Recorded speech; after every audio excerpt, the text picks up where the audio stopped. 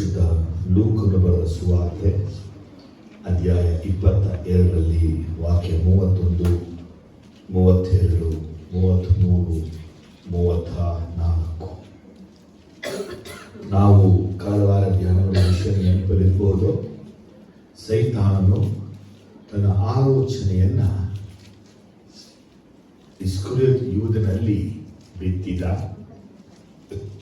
ಆಲೋಚನೆಯನ್ನ ಅವನು ಮಾಡಿದಾಗ ಸೈತಾನ ಅವನೊಳಗೆ ಬಂದ. ಒಬ್ಬ ಮನುಷ್ಯನ ಒಳಗೆ ಸೈತಾನ ಬರಬೇಕಾದ್ರೆ ಅವನು ಬರಕ್ಕಿಂತ ಮುಂಚೆ ಅವನಿಗೆ ಇಷ್ಟಪಡುವ ರೀತಿ ನಡ್ಕೊಳ್ಬೇಕು. ಇಸ್ಕರಿಯೋತ ಯೂದ ಯೇಸುವಿನ ಸಂಗಡ 3.5 ವರ್ಷಗಳಿದ್ದರೂ ಯೇಸುವನ್ನು ನಿಜವಾಗಿ ನಂಬದ ಒಬ್ಬ ಮನುಷ್ಯ. ಸಭೆಗೆ, ಸೇವೆಗೆ, ಆರಾಧನೆಗೆ, ಉಪವಾಸಕ್ಕೆ ಬರ್ತಿರಬಹುದು.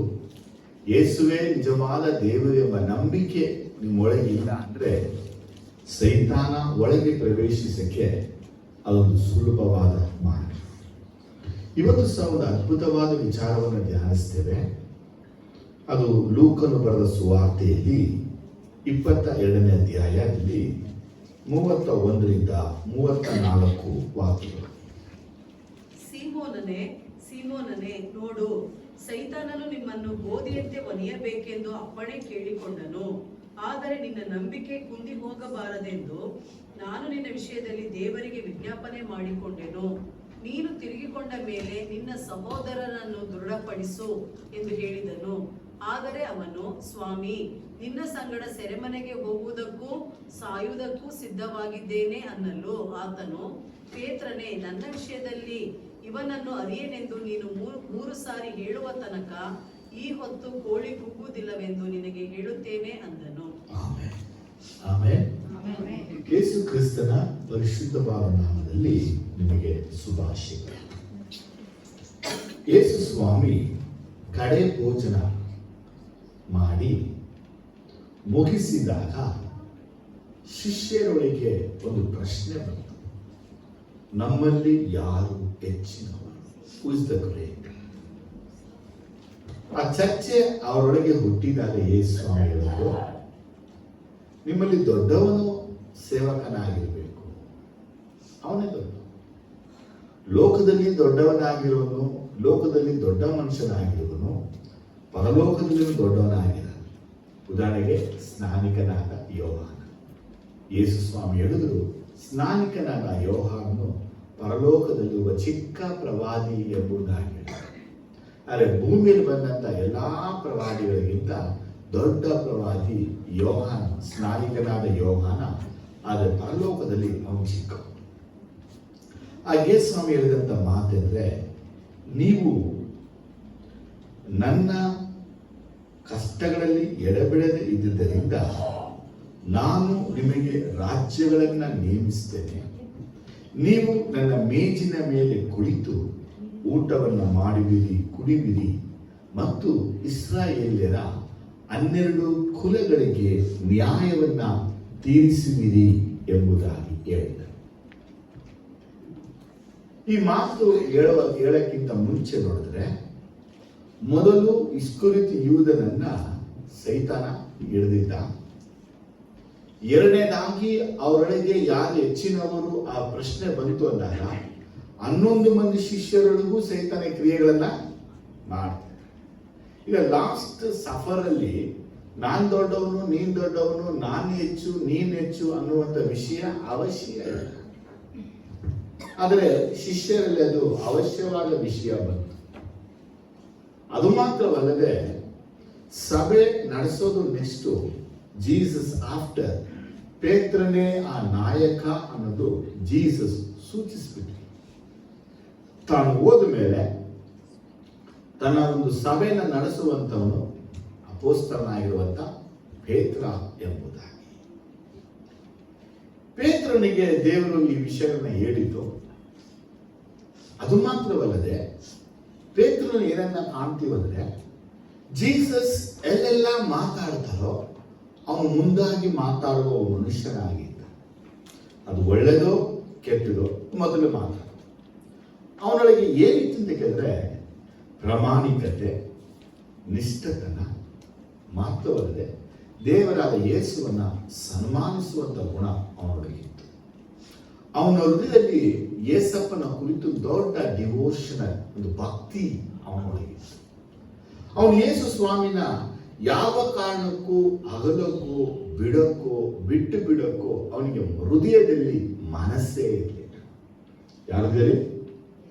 ಪೇತ್ರನ ಹೃದಯ. ಪೇತ್ರ ಯೇಸು ಸ್ವಾಮಿನ ಎಷ್ಟು ಮಟ್ಟಿಗೆ ಪ್ರೀತಿಸಿದ ಅಂದ್ರೆ ತನ್ನ ಹೆಂಡತಿಯನ್ನ ಬಿಟ್ಟ, ತನ್ನ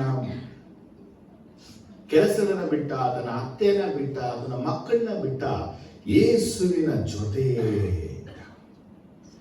ಪೇತ್ರನಲ್ಲಿದ್ದಂತ ಒಂದು ವೈರಾಗ್ಯ, ಪೇತ್ರನಿದಂತ ಒಂದು ಮನೋಭಾವನೆ, ಪೇತ್ರನಿದಂತ ಒಂದು ಪರಿಶುದ್ಧತೆ, ಪೇತ್ರನಿದಂತ ಒಂದು ಭಕ್ತಿ, ಪೇತ್ರನಿದಂತ ಒಂದು ಉಜ್ಜೀವನ, ಇದನ್ನ ಸೈತಾನ ನೋಡಿ ಸೈತಾನ ಕಂಡುಕೊಂಡ. ಯಾವಾಗ ಒಬ್ಬ ಮನುಷ್ಯ ಸಭೆಯಲ್ಲಿ, ಮನೆಯಲ್ಲಿ, ಕುಟುಂಬದಲ್ಲಿ ಅನೀತಿಯಾಗಿರುವನು ನೀತಿವಂತನಾಗಿ ಮಾರ್ಪಡಕ್ಕೆ ಮನಸ್ಸು ಮಾಡ್ತಾನೋ, ಪ್ರಾರ್ಥನೆಯನ್ನೇ ಮಾಡದವನು ಪ್ರಾರ್ಥನೆ ಮಾಡಕ್ಕೆ ಮನಸ್ಸು ಮಾಡ್ತಾನೋ, ಪಾಪದಲ್ಲಿ ಇರುವಂತವನು ಪರಿಶುದ್ಧವಾಗಿರ್ಬೇಕು ಅಂತ ವೈರಾಗ್ಯ ಬರ್ತಾನೋ, ಮಾತ್ರವಲ್ಲದೆ ಇಲ್ಲಿ ತನಕ ಯೇಸುಗಾಗಿ ನಾನು ಏನು ಮಾಡಿಲ್ಲ, ಇವತ್ತಿನಿಂದ ನಾನು ಯೇಸುಗಾಗಿ ಏನಾದರೂ ಮಾಡಬೇಕು ಅಂತ ಮನಸ್ಸಲ್ಲಿ ತೀರ್ಮಾನ ಮಾಡ್ತಾನೋ, ಅಂಥವನ ಜೀವನದಲ್ಲಿ, ಅಂಥವನ ಮನೆಯಲ್ಲಿ, ಅಂಥವನ ಕುಟುಂಬದಲ್ಲಿ ಸೈತಾನ ಮಾಡುವಂತ ಕಾರ್ಯಗಳು. ನೋಡಿ, ಸಭೆಯಲ್ಲಿ ಕೆಲವರು ಹಾಗೆ ಇರ್ತಾರೆ, ಕಲ್ಗುಂಡೆಗೆ ಇರ್ತಾರೆ. ಹೆಂಗಿರ್ತಾರೆ? ಕಲ್ಗುಂಡೆ. ಅವರಿಗೆ, ಅವ್ರ ಮನೆಗೆ, ಅವ್ರ ಕುಟುಂಬಕ್ಕೆ, ಅವ್ರ ಮಕ್ಕಳಿಗೆ, ಅವ್ರ ಕೆಲಸದಲ್ಲಿ ಯಾವ ಸಮಸ್ಯೆಗಳು ಇರಲ್ಲ. ಆದರೆ ನಾವು ಹೋಗಿ ನಮ್ಮ ಸಮಸ್ಯೆಗಳನ್ನ ಹೇಳ್ಕೊಡುವಾಗ, ನಮ್ಮ ಕಷ್ಟಗಳನ್ನ ಹೇಳ್ಕೊಡುವಾಗ, ನಮ್ಮ ಶೋಧನೆಗಳನ್ನ ಹೇಳ್ಕೊಡುವಾಗ, ನಮ್ಮ ವೇದನೆ ಹೇಳ್ಕೊಡುವಾಗ ನಮ್ಮನ್ನ ಕೆಳಗಿಂದ ಮೇಲ್ತಂತ ನೋಡ್ತಾರೆ. ಏನೇನು, ನಾನು ಪ್ರೇಯರ್ ಮಾಡ್ತೀನಿ, ನೀವು ಪ್ರೇಯರ್ ಮಾಡ್ತೀರಾ, ನಮಗಿಂತ ಸಮಸ್ಯೆಗಳೇ ಇಲ್ಲ, ನಿಮಗೆ ಯಾಕೆ ಈ ಸಮಸ್ಯೆಗಳು? ಅದು ಒಂದನ್ನ ಖಚಿತಪಡಿಸ್ಕೋಬೇಕು. ಒಬ್ಬ ಮನುಷ್ಯ ದೇವರ ರಾಜ್ಯಕ್ಕೆ ಸೇರಬೇಕಾದ್ರೆ ಅವನು ಬಲವಂತವಾಗಿ ದೇವರ ರಾಜ್ಯಕ್ಕೆ ನುಗ್ಗಬೇಕಾಗಿದೆ. ಅಲ್ಲವೇ? ಆಮೇಲೆ ಎರಡನೇದಾಗಿ ಪರಲೋಕ ರಾಜ್ಯಕ್ಕೆ ಹೋಗ್ಬೇಕಾದ್ರೆ ಅವನು ಬಹು ಸಂಕಟಗಳನ್ನ ಅನುಭವಿಸಬೇಕಾಗಿದೆ. ಅವನು ಪರಲೋಕ ರಾಜ್ಯಕ್ಕೆ ಹೋಗ್ಬೇಕು ಅಂದ್ರೆ ಅವನು ಹಿಂಸೆ ಬಾಧೆಗಳ ಮಾರ್ಗದಲ್ಲೇ ಅವನು ಹೋಗಬೇಕಾಗಿದೆ. ದೇವರು ಈಸಿ ಕಂಫರ್ಟೇಬಲ್ ಮಾರ್ಗವನ್ನ ಇಟ್ಟಿಲ್ಲ. ಆಗ ನಮಗ್ ಬರುವಂತ ಪ್ರಶ್ನೆ ಏನಂದ್ರೆ, ಇವರು ನೋಡಿ ಚೆನ್ನಾಗೇ ಇದಾರಲ್ಲ, ಕೆಲಸದಲ್ಲಿ ನಮಗೆ ತೊಂದರೆ, ಅವ್ರಿಗೆ ತೊಂದರೆ ಇಲ್ಲ, ಮಕ್ಕಳಿಗೆ ತೊಂದರೆ, ಅವ್ರ ಮಕ್ಕಳಿಗೆ ತೊಂದರೆ ಇಲ್ಲ, ನಮ್ಮ ಹೆಂಡತಿಗೆ ತೊಂದರೆ, ಅವ್ರ ಹೆಂಡತಿಗೆ ತೊಂದರೆ ಇಲ್ಲ, ಅವ್ರ ಆಸ್ಪತ್ರೆ ಮುಖ ನೋಡಲ್ಲ, ನಾವು ವಾರವೆಲ್ಲ ಆಸ್ಪತ್ರೆ ಮುಖ ನೋಡ್ತಿರ್ತೀವಿ, ನಾವು ಕಷ್ಟಪಡ್ತೀವಿ, ದುಡಿತೀವಿ, ಆದ್ರೆ ನಮಗೆ ಸಾಲ ತೀರ್ಸಕ್ಕಾಗ್ತಾ ಇಲ್ಲ, ಅನೇಕ ಸಮಸ್ಯೆ ನಮಗೆ ಎದುರುಗೊಂಡಿದೆ.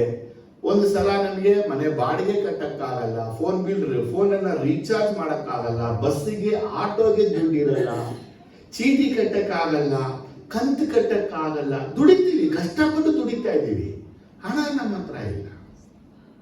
ಇನ್ನು ಕೆಲವರನ್ನು ನೋಡಿದ್ರೆ ಮನೆಯಲ್ಲಿ ಅಸ್ವಸ್ಥತೆಗಳು, ದೊಡ್ಡವ್ರಿಗೂ ವಯಸ್ಸಾದಂಥವ್ರಿಗೂ ಮನೆಗೂ ಆಸ್ಪತ್ರೆಗೂ ಓಡಾಡ್ತಿರೋದು, ಆಸ್ಪತ್ರೆ ಮನೆ. ಇನ್ನು ಕೆಲವು ಮನೆ ನೋಡಿದ್ರೆ ಊಟದ ಕಷ್ಟ, ಸರಿಯಾದ ಊಟ ಇಲ್ಲ, ಸರಿಯಾದ ಬಟ್ಟೆ ಇಲ್ಲ, ಸ್ಲಿಪ್ಪರ್ ಇಲ್ಲ, ಶೂ ಇಲ್ಲ, ಮಕ್ಕಳಿಗೆ ಫೀಸ್ ಕಟ್ಟಕ್ಕಾಗ್ತಲ್ಲ. ಈ ತಾಪತ್ರೆಗಳು, ತೊಂದರೆಗಳು ದೇವ ಮಕ್ಕಳ ಜೀವನದಲ್ಲಿ ಅಧಿಕವಾಗಿರುತ್ತೆ. ಇದೆಲ್ಲ ಯಾರ ಮನೆಯಲ್ಲಿ ಇದೆ, ಯಾವ ಸಭೆಯಲ್ಲಿ ಇದೆ, ಯಾವ ಕುಟುಂಬದಲ್ಲಿ ಇದೆ ಅಂತ ಕೇಳಿದ್ರೆ, ಯಾರು ಪರಿಶುದ್ಧ ಜೀವನ ಮಾಡ್ತಿರ್ತಾರೋ, ಯೇಸುವಿನ ಕುರಿತು ವೈರಾಗ್ಯ ಒಳಗಿರ್ತಾರೋ, ಯೇಸುಗಾಗಿ ಬಾಳ್ಬೇಕು ಅಂತ ಎಲ್ಲವನ್ನ ತ್ಯಜಿಸಿರ್ತಾರೋ, ನನಗೆ ಪಾಪ ಬೇಡ, ನನಗೆ ಲೋಕ ಬೇಡ, ನನಗೆ ಯಾವ ಪ್ರೀತಿ ಬೇಡ, ನನಗೆ ಯೇಸು ಮಾತ್ರ ಬೇಕು ಅಂತ ತೀರ್ಮಾನ ಯಾರು ಮಾಡಿರ್ತಾರೋ, ಇವರ ಮನೆಯಲ್ಲೇ ಇಂಥ ತಾಪತ್ರೆಗಳು. ಕೆಲಸದಲ್ಲಿ ತೊಂದರೆ, ಕೆಲಸ ಸಿಗದೆ ಹೋಗೋದು, ಕ್ಲೈಂಟ್ಗಳು ಸಿಗದೆ ಹೋಗೋದು, ಕಸ್ಟಮರ್ಗಳು ಬರದೆ ಹೋಗೋದು, ಅಥವಾ ಅಂಗಡಿ ಮಾಡಿದ್ರೆ ಬಿಸ್ನೆಸ್ ನಡೀದೇ ಹೋಗೋದು, ಕೆಲಸ ಕಲ್ತಿದ್ರೆ ಕೆಲಸ ಸಿಗದೆ ಹೋಗೋದು, ಅಂಗಡಿ ಬಾಗಿಲು ಮುಚ್ಚಿಕೊಡೋದು. ಯೋಚನೆ ಮಾಡಿ, ನಮಗೆ ನಷ್ಟ ಉಂಟು ಮಾಡಕ್ಕಾಗಿ ಫ್ಯಾಕ್ಟ್ರಿನೇ ಮುಚ್ಚಿಕೊಳ್ತಾನೆ. ಸೈತಾನ ಈ ಫ್ಯಾಕ್ಟ್ರಿನ ಯಾಕೆ ಮುಚ್ಚಿಸ್ತಾ ಇದ್ರೆ ಇವನಿಗೆ ಅದು ಶೋಧನೆ ಬರ್ತಾ ಇರೋದು. ಅದಕ್ಕೆ ಏನ್ ಮಾಡ್ತಾನೆ? ಇಡೀ ಫ್ಯಾಕ್ಟ್ರಿ ಮುಚ್ಚಿಸ್ತಾನೆ. ಮನೆಯಲ್ಲಿ ಮಕ್ಕಳಿಗೆ ವಿಪರೀತವಾದ ಬೇದಿ, ವಾಂತಿ, ಜ್ವರ, ಕೆಮ್ಮು, ನೆಗಡಿ, ಎಷ್ಟು ಮೆಡಿಸಿನ್ಸ್, ಎಷ್ಟು ಮಾತ್ರೆ ಡಾಕ್ಟರ್ಗಳಿಗೆ ಓಡ್ತಾನೆ. ಇದೆಲ್ಲದಕ್ಕೂ ಒಂದು ಪ್ರಶ್ನೆಗೆ ಉತ್ತರ, ಪ್ರಶ್ನೆ, ಪರಿಹಾರವನ್ನ ಈ ಭಾಗದಲ್ಲಿ ಯೇಸು ಸ್ವಾಮಿ ಅವತ್ತೇ ಹೇಳಿ ನಮಗೆ ಕೊಟ್ಟಿದ್ದಾರೆ. ಆದರೆ ಇವತ್ತು ದೇವರು ನಮಗೆ ಆತ್ಮನ ಮುಖಾಂತರ ನಮ್ಮ ಜೊತೆ ಮಾತಾಡ್ತಾ ಇದ್ದಾರೆ. ಆಮೇಲೆ ಹಲ್ಲೆಲೂಯಾ. 31ನೇ ವಾಕ್ಯದಲ್ಲಿ ನಮಗೆ ಬರುವ ಅಪಾಯದ ಕುರಿತಾಗಿ ಯೇಸು ಸ್ವಾಮಿ ಮಾತಾಡ್ತಾರೆ. ಇದನ್ನ ಡೇಂಜರ್, ರೆಡ್ ಕಲರ್ ಏನಕ್ಕೆ ಡೇಂಜರ್. 32ನೇ ವಾಕ್ಯದಲ್ಲಿ ನಮ್ಮ ಕುರಿತು ಹೇಳಲ್ಪಟ್ಟಿದೆ. ಅದು ಕಂಫರ್ಟ್, ಸಂತೈಸುವಿಕೆ, ಆರೆಂಜ್ ಕಲರ್. ಅದು ಯಾವ ಕಲರ್? Orange colour. 32ರಲ್ಲಿ ಅದೇ ಹೇಳಲ್ಪಟ್ಟಿದೆ. ಏನಂದ್ರೆ ನಮ್ಮ ಜೀವನದಲ್ಲಿ ಇನ್ನೊಬ್ಬರಿಗೆ ನಾವು ಮಾಡುವ ಕೆಲಸ ಕರೆಯಲ್ಪಡುತ್ತೆ. ಅದು ನಮ್ಮ ಗ್ರೀನ್ ಸಿಗ್ನಲ್. ಒಂದು, ಸೈತಾನ ನಿಮ್ಮನ್ನ ಗೋಧಿಯಂತೆ ಒನೆಯಬೇಕೆಂದು ದೇವರ ಬಳಿ ಅಪ್ಪಣೆ ಕೇಳಿಕೊಂಡನು. ದಿಸ್ ಇಸ್ ಅಪಾಯ. ಹೇಳಿ, ಜೋರಾಗಿ ಹೇಳಿ. ದೇವರ ಕೃಪೆ ನಮಗೆ ಸಾಕಾಗಲಿ. ನಿಮ್ಮೊಳಗೆ ವೈರಾಗ್ಯವಿದ್ರೆ, ಯೇಸು ಕುರಿತು ನಿಮ್ಮೊಳಗೆ ಒಂದು ಬಲವಾದ ನಂಬಿಕೆ ಇದ್ರೆ, ಸೈತಾನ ನಿಮ್ಮ ಜೀವನದಲ್ಲಿ ದೇವರ ಬಳಿ ಹೋಗಿ ಒಂದು ಪರ್ಮಿಷನ್ ಅನ್ನ ಡಿಮ್ಯಾಂಡ್ ಮಾಡ್ತಾನೆ. ಈ ವಾಕ್ಯ ಓದಿದಾಗ ಹಳೆಯ ಒಡಂಬಡಿಕೆಯ ಯೋಬನ ನೆನಪು ನಮಗೆ ಬರುತ್ತೆ. ಇಡೀ ಬೈಬಲ್ ಅಲ್ಲಿ ಯೋಬನನ್ನ ಕಂಡಂತ ಸೈತಾನ ದೇವರ ಬಳಿ ಹೋಗಿ ರಿಕ್ವೆಸ್ಟ್ ಮಾಡ್ಕೊಂಡ, ನನಗೆ ಒಂದು ಚಾನ್ಸ್ ಕೊಡು, ಯೋಬ ಲಾಭ ಇಲ್ಲದೆ ನಿನ್ನ ಮೇಲೆ ನಂಬಿಕೆ ಇಟ್ಟಿದ್ದಾನ, ನಾ ಪ್ರೂಫ್ ಮಾಡ್ತೀನಿ. ಯೋಬ ನಿನ್ನ ನಂಬಿರೋಕ್ಕೂ, ಯೋಬ ನಿನ್ನ ಮಾರ್ಗದಲ್ಲಿ ನಡೆಯೋಕ್ಕೂ ಕಾರಣ ಏನಂದ್ರೆ ನಿನ್ನ ರಕ್ಷಣೆ ಅವನಿಗಿರೋದ್ರಿಂದ. ಆದ್ರೆ ನೀನು ಅವನ ರಕ್ಷಣೆಯನ್ನ ನೀನು ತೆಗೆದ್ರೆ ಅವನಿನ ಮುಖದ ಮೇಲೆ ಉಗಿತಾನೆ. ಅವನ ರಿಯಾಲಿಟಿ ನಾನು ನಿನಗೆ ತೋರಿಸ್ತೀನಿ ಅಂತಾರೆ. ಯೋಗ 1-2 ಚಾಪ್ಟರ್ ನಿಮ್ಮ ಮೈಂಡಲ್ಲಿ ಇಟ್ಕೊಳ್ಳುವಾಗ ಇಲ್ಲಿ ಶಿಷ್ಯರನ್ನ ನೀವು ಮೈಂಡಲ್ಲಿ ಇಟ್ಕೋಬೇಕು. ಸೈತಾನ ಬಂದ್ಬಿಟ್ಟು ದೇವರನ್ನ ಪ್ರೇರಣೆ ಮಾಡಲ್ಲ, ದೇವರ ಬಳಿ ಹೋಗಿ ಡಿಮ್ಯಾಂಡ್ ಮಾಡ್ತಾ ಇದ್ದಾನೆ, ರಿಕ್ವೆಸ್ಟ್ ಮಾಡ್ತಾ ಇದ್ದಾನೆ, ನನಗೆ ನೀನು ಕೊಡು ಇವನ್ನ. ಯಾರನ್ನ? ಇವನ್ನ ಕೊಡು. ಇವನು ಯಾರು, ಇವನು ಏನು ಅನ್ನೋದನ್ನ ನಾನು ನಿನಗೆ ಪ್ರೂಫ್ ಮಾಡಿ ತೋರಿಸ್ತೇನೆ. ಯೋಬನ ಆಸ್ತಿ, ಯೋಬನ ಆರೋಗ್ಯ, ಯೋಬನ ಫ್ಯಾಮಿಲಿ ಎಲ್ಲವನ್ನ ನಾಶ ಮಾಡ್ಬಿಟ್ಟ. ಅವನು ಮಾಡಿದ ಯಾಕೆ ಅಂತ ಕೇಳಿದ್ರೆ, ದೇವ್ರೇ ಅವನಿಗೆ ನಂಬಿಕೊಂಡಿರೋದು ಇದೆಲ್ಲ ನೀ ಕೊಟ್ಟಿರೋದಕ್ಕಾಗಿನೇ. ಅನುಕೂಲಗಳಿಗಾಗಿ ನಿನ್ನ ಮೇಲೆ ನಂಬಿಕೆ, ಆರೋಗ್ಯಕ್ಕಾಗಿ ನಿನ್ನ ಮೇಲೆ ನಂಬಿಕೆ, ಮಕ್ಕಳು ಕೊಟ್ಟಿದ್ದಕ್ಕಾಗಿ ನಂಬಿಕೆ, ಆಸ್ತಿಗಳನ್ನ ಕೊಟ್ಟಿದ್ದಕ್ಕಾಗಿ ನಿನ್ನ ಮೇಲೆ ನಂಬಿಕೆ ಅವನಿಗೆ. ಆದ್ರೆ ನಿಜವಾಗಿ ನಾನು ಹೇಳ್ತೀನಿ, ಪ್ರೂಫ್ ಮಾಡ್ತೀನಿ, ನಿನ್ನ ಮುಖದ ಮೇಲೆ ಒಗಿತಾನೆ, ಇದೆಲ್ಲ ನಾಶ. ಆಯ್ತು, ಹೋಗು ನೋಡು, ಹೋಗು ಹೇಳಿದ್ರು, ಹೋಗು. ಆದ್ರೆ ಯೇಸುವಿನ ವಾಕ್ಯವನ್ನು ನಾವು ನೋಡುವಾಗ ಅವರು ಎಷ್ಟು ಡಿಮ್ಯಾಂಡ್ ಮಾಡಿದ್ರು ಒಂದು ವಿಚಾರ ನಮಗೆ ಜೀವನದ ಜೊತೆ ಮಾತಾಡ್ತಾರೆ. ಹಲವು ಪ್ರಯತ್ನ ಪಟ್ಟ ಯೋಬನಲ್ಲಿ ತಪ್ಪೆ ಸಿಕ್ಕಿ. ಯಾರಿಗೆ ನಾಚಿಕೆ ಆಯಿತು, ಯಾರಿಗೆ ಅವಮಾನ ಆಯ್ತು ಅಂದ್ರೆ ಸೈತಾನಿಗೆ ನಾಚಿಕೆನೋ ಅವಮಾನವೂ ಆಯಿತು ಯೋಬನ ವಿಷಯದಲ್ಲಿ. ಅಲ್ಲಿಗೆ ಬಿಟ್ಬಿಟ್ಟ. ಇದುವರೆಗೂ ಮಾನ ಮರ್ಯಾದೆ ಇಲ್ಲದೆ ಇರುವಂತ ಒಬ್ಬನಂದ್ರೆ ಅವನು ಸೈತಾನ. ಅವನ ಜೀವನದಲ್ಲಿ ಎಷ್ಟೇ ಸಲ ಸೋತು ಕೆಳಗೆ ಬಿದ್ದರೂ ಮೀಸೆ ಮಣ್ಣಾಗಲಿಲ್ಲ ಅಂತ ನೋಡಿ, ಆ ಒಂದು ಕ್ಯಾಟಗರಿಗೆ ಸೇರಿದಂತವನು ಈ ಸೈತಾನ. ಈಗ ಅವನ ಟಾರ್ಗೆಟ್ ಯಾರಂತ ಕೇಳಿದ್ರೆ ಪೇತ್ರನ ಮೇಲೆ ಟಾರ್ಗೆಟ್ ಇಟ್ಟಾನೆ. ಕನ್ನಡದಲ್ಲಿ ಟ್ರಾನ್ಸ್ಲೇಷನ್ ತುಂಬಾ ಕ್ಲಿಯರ್ ಆಗಿದೆ. 31ರಲ್ಲಿ ಜೀಸಸ್ ಹೇಳುವಂತ ಮಾತು ನೋಡಿ, ಸಿಮಿಯೋನನ್ನೇ ನೋಡು, ಸೈತಾನನು ನಿನ್ನನ್ನು ಅಲ್ಲ ನಿಮ್ಮನ್ನು ಗೋಧಿಯಂತೆ ಒನಿಯಬೇಕೆಂದು ಅಪ್ಪಣೆ ಕೇಳಿಕೊಂಡನು.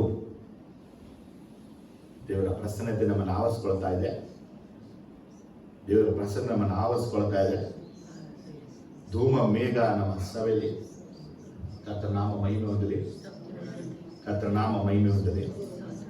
ಇಲ್ಲಿ ಜೀಸಸ್ ಇವನನ್ನ ಪೇತ್ರ ಎಂಬುದಾಗಿ ಕರೆಯಲಿಲ್ಲ. ಇವನ ಹಳೆಯ ಹೆಸರೇನು? ಸಿಮಿಯೋನ್. ಅದು ಗೊತ್ತು ನಮಗೆ. ಅದು ಯೇಸು ಕ್ರಿಸ್ತನು ಇವನನ್ನ ಎನ್ಕೌಂಟರ್ ಮಾಡ್ತಾ ಇದ್ದಾರೆ. ಈಗ ಹೇಳ್ತಾ ಇದ್ದಾರೆ ಸಿಮಿಯೋನನೇ 2 ಸಲ ಕರೆದರು. ಬೈಬಲ್ ಅಲ್ಲಿ ಅಬ್ರಹಾಮನನ್ನ 2 ಸಲ ಕರೆದರು, ಮೋಶೆಯನ್ನ 2 ಸಲ ಕರೆದರು. ಇಲ್ಲಿ ಸಿಮಿಯೋನನ್ನ 2 ಸಲ ಕರೀತಾ ಇದ್ದಾರೆ. ಆ 2 ಸಲ ಕರೆಯುವಂತ ಪದದ ಅರ್ಥ ಅವನ ಮೇಲೆ ದೇವರಿಗೆ ಪ್ರೀತಿ, ಅವನ ಮೇಲೆ ದೇವರಿಗೆ ದಯೆ, ಅವನ ಮೇಲೆ ದೇವರ ಆಸೆ ಇದೆ ಎಂಬುದಾಗಿ ಅರ್ಥ. 1 ಸಲ ಕರೆದಿಲ್ಲ, 2 ಸಲ ಅವನ ಹೆಸರನ್ನ ಕರೆದರೆ.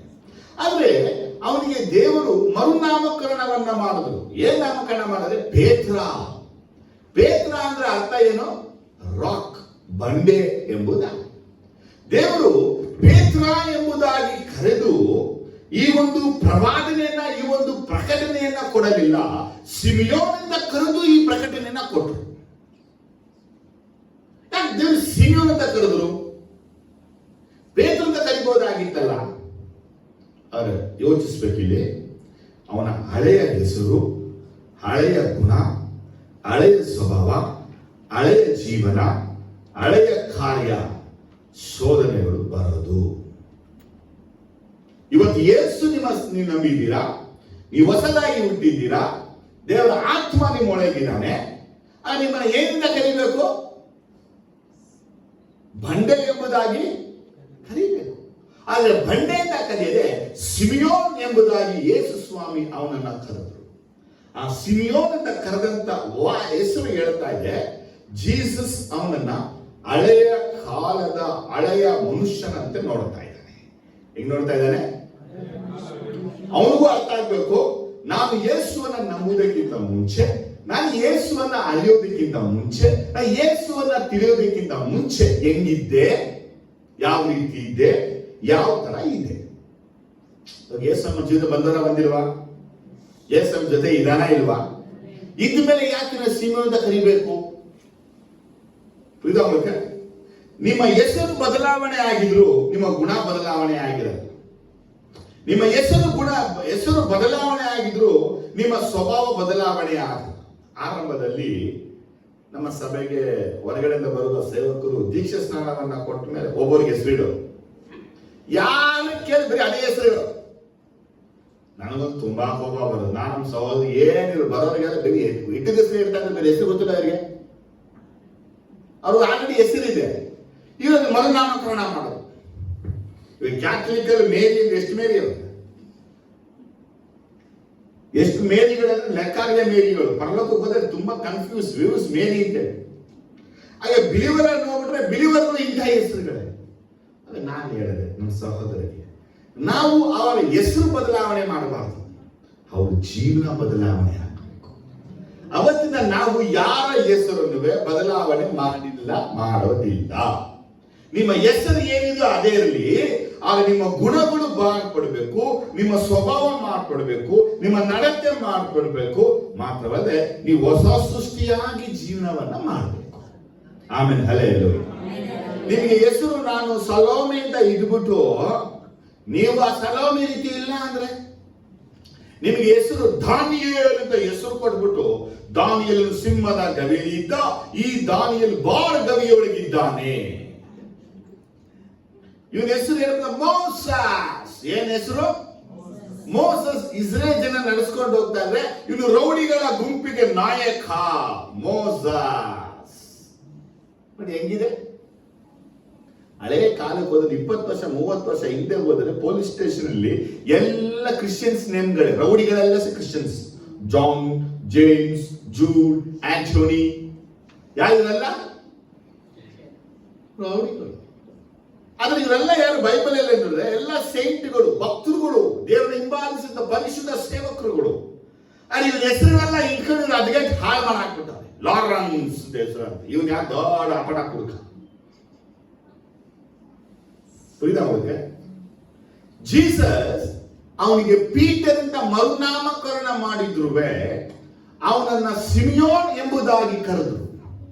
ಯಾಕೆ ಸಿಮಿಯೋನ್ ಎಂಬುದಾಗಿ ಕರೆದ್ರು ಅಂದ್ರೆ, ಅವನ ಲೈಫ್ ಏನಿದೆ, ಅವನ ಫೇತ್ ಏನಿದೆ, ಅವನ ಲವ್ ಏನಿದೆ, ಅವನ ಡಿವೋಷನ್ ಏನಿದೆ, ಅವನ ಸಿನ್ಸಿಯರಿಟಿ ಏನಿದೆ, ಅವನ ರಾಯಲಿಟಿ ಏನಿದೆ, ಅವನು ಜೀಸಸ್ ಎಷ್ಟು ಲಾಯಲ್ ಆಗಿದ್ದಾನೆ ಅನ್ನೋದನ್ನ ತೋರಿಸಿ ತಿಳಿಸಕ್ಕಾಗಿನೇ ಹಂಗ ಕರೆದ್ರು ಸಿಮೆಯೋನ್.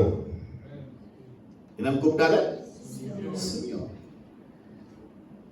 ಇಲ್ಲಿ ಸೈತಾನ ಹೋಗಿ, ವಾಕ್ಯ ತುಂಬಾ ಚೆನ್ನಾಗಿ ಜೀಸಸ್ ಹೇಳ್ತಾರೆ, ರೆವಲೇಷನ್ ಕೊಡ್ತಾರೆ ಜೀಸಸ್, ನೋಡು ಸೈತಾನನು ನಿಮ್ಮನ್ನು ಗೋಧಿಯಂತೆ ಒನಿಯಬೇಕೆಂದು ತಂದೆಯಾದ ದೇವರ ಬಳಿ ಅಪ್ಪಣೆಯನ್ನ ಕೇಳಿಕೊಂಡನು. ಅವತ್ತು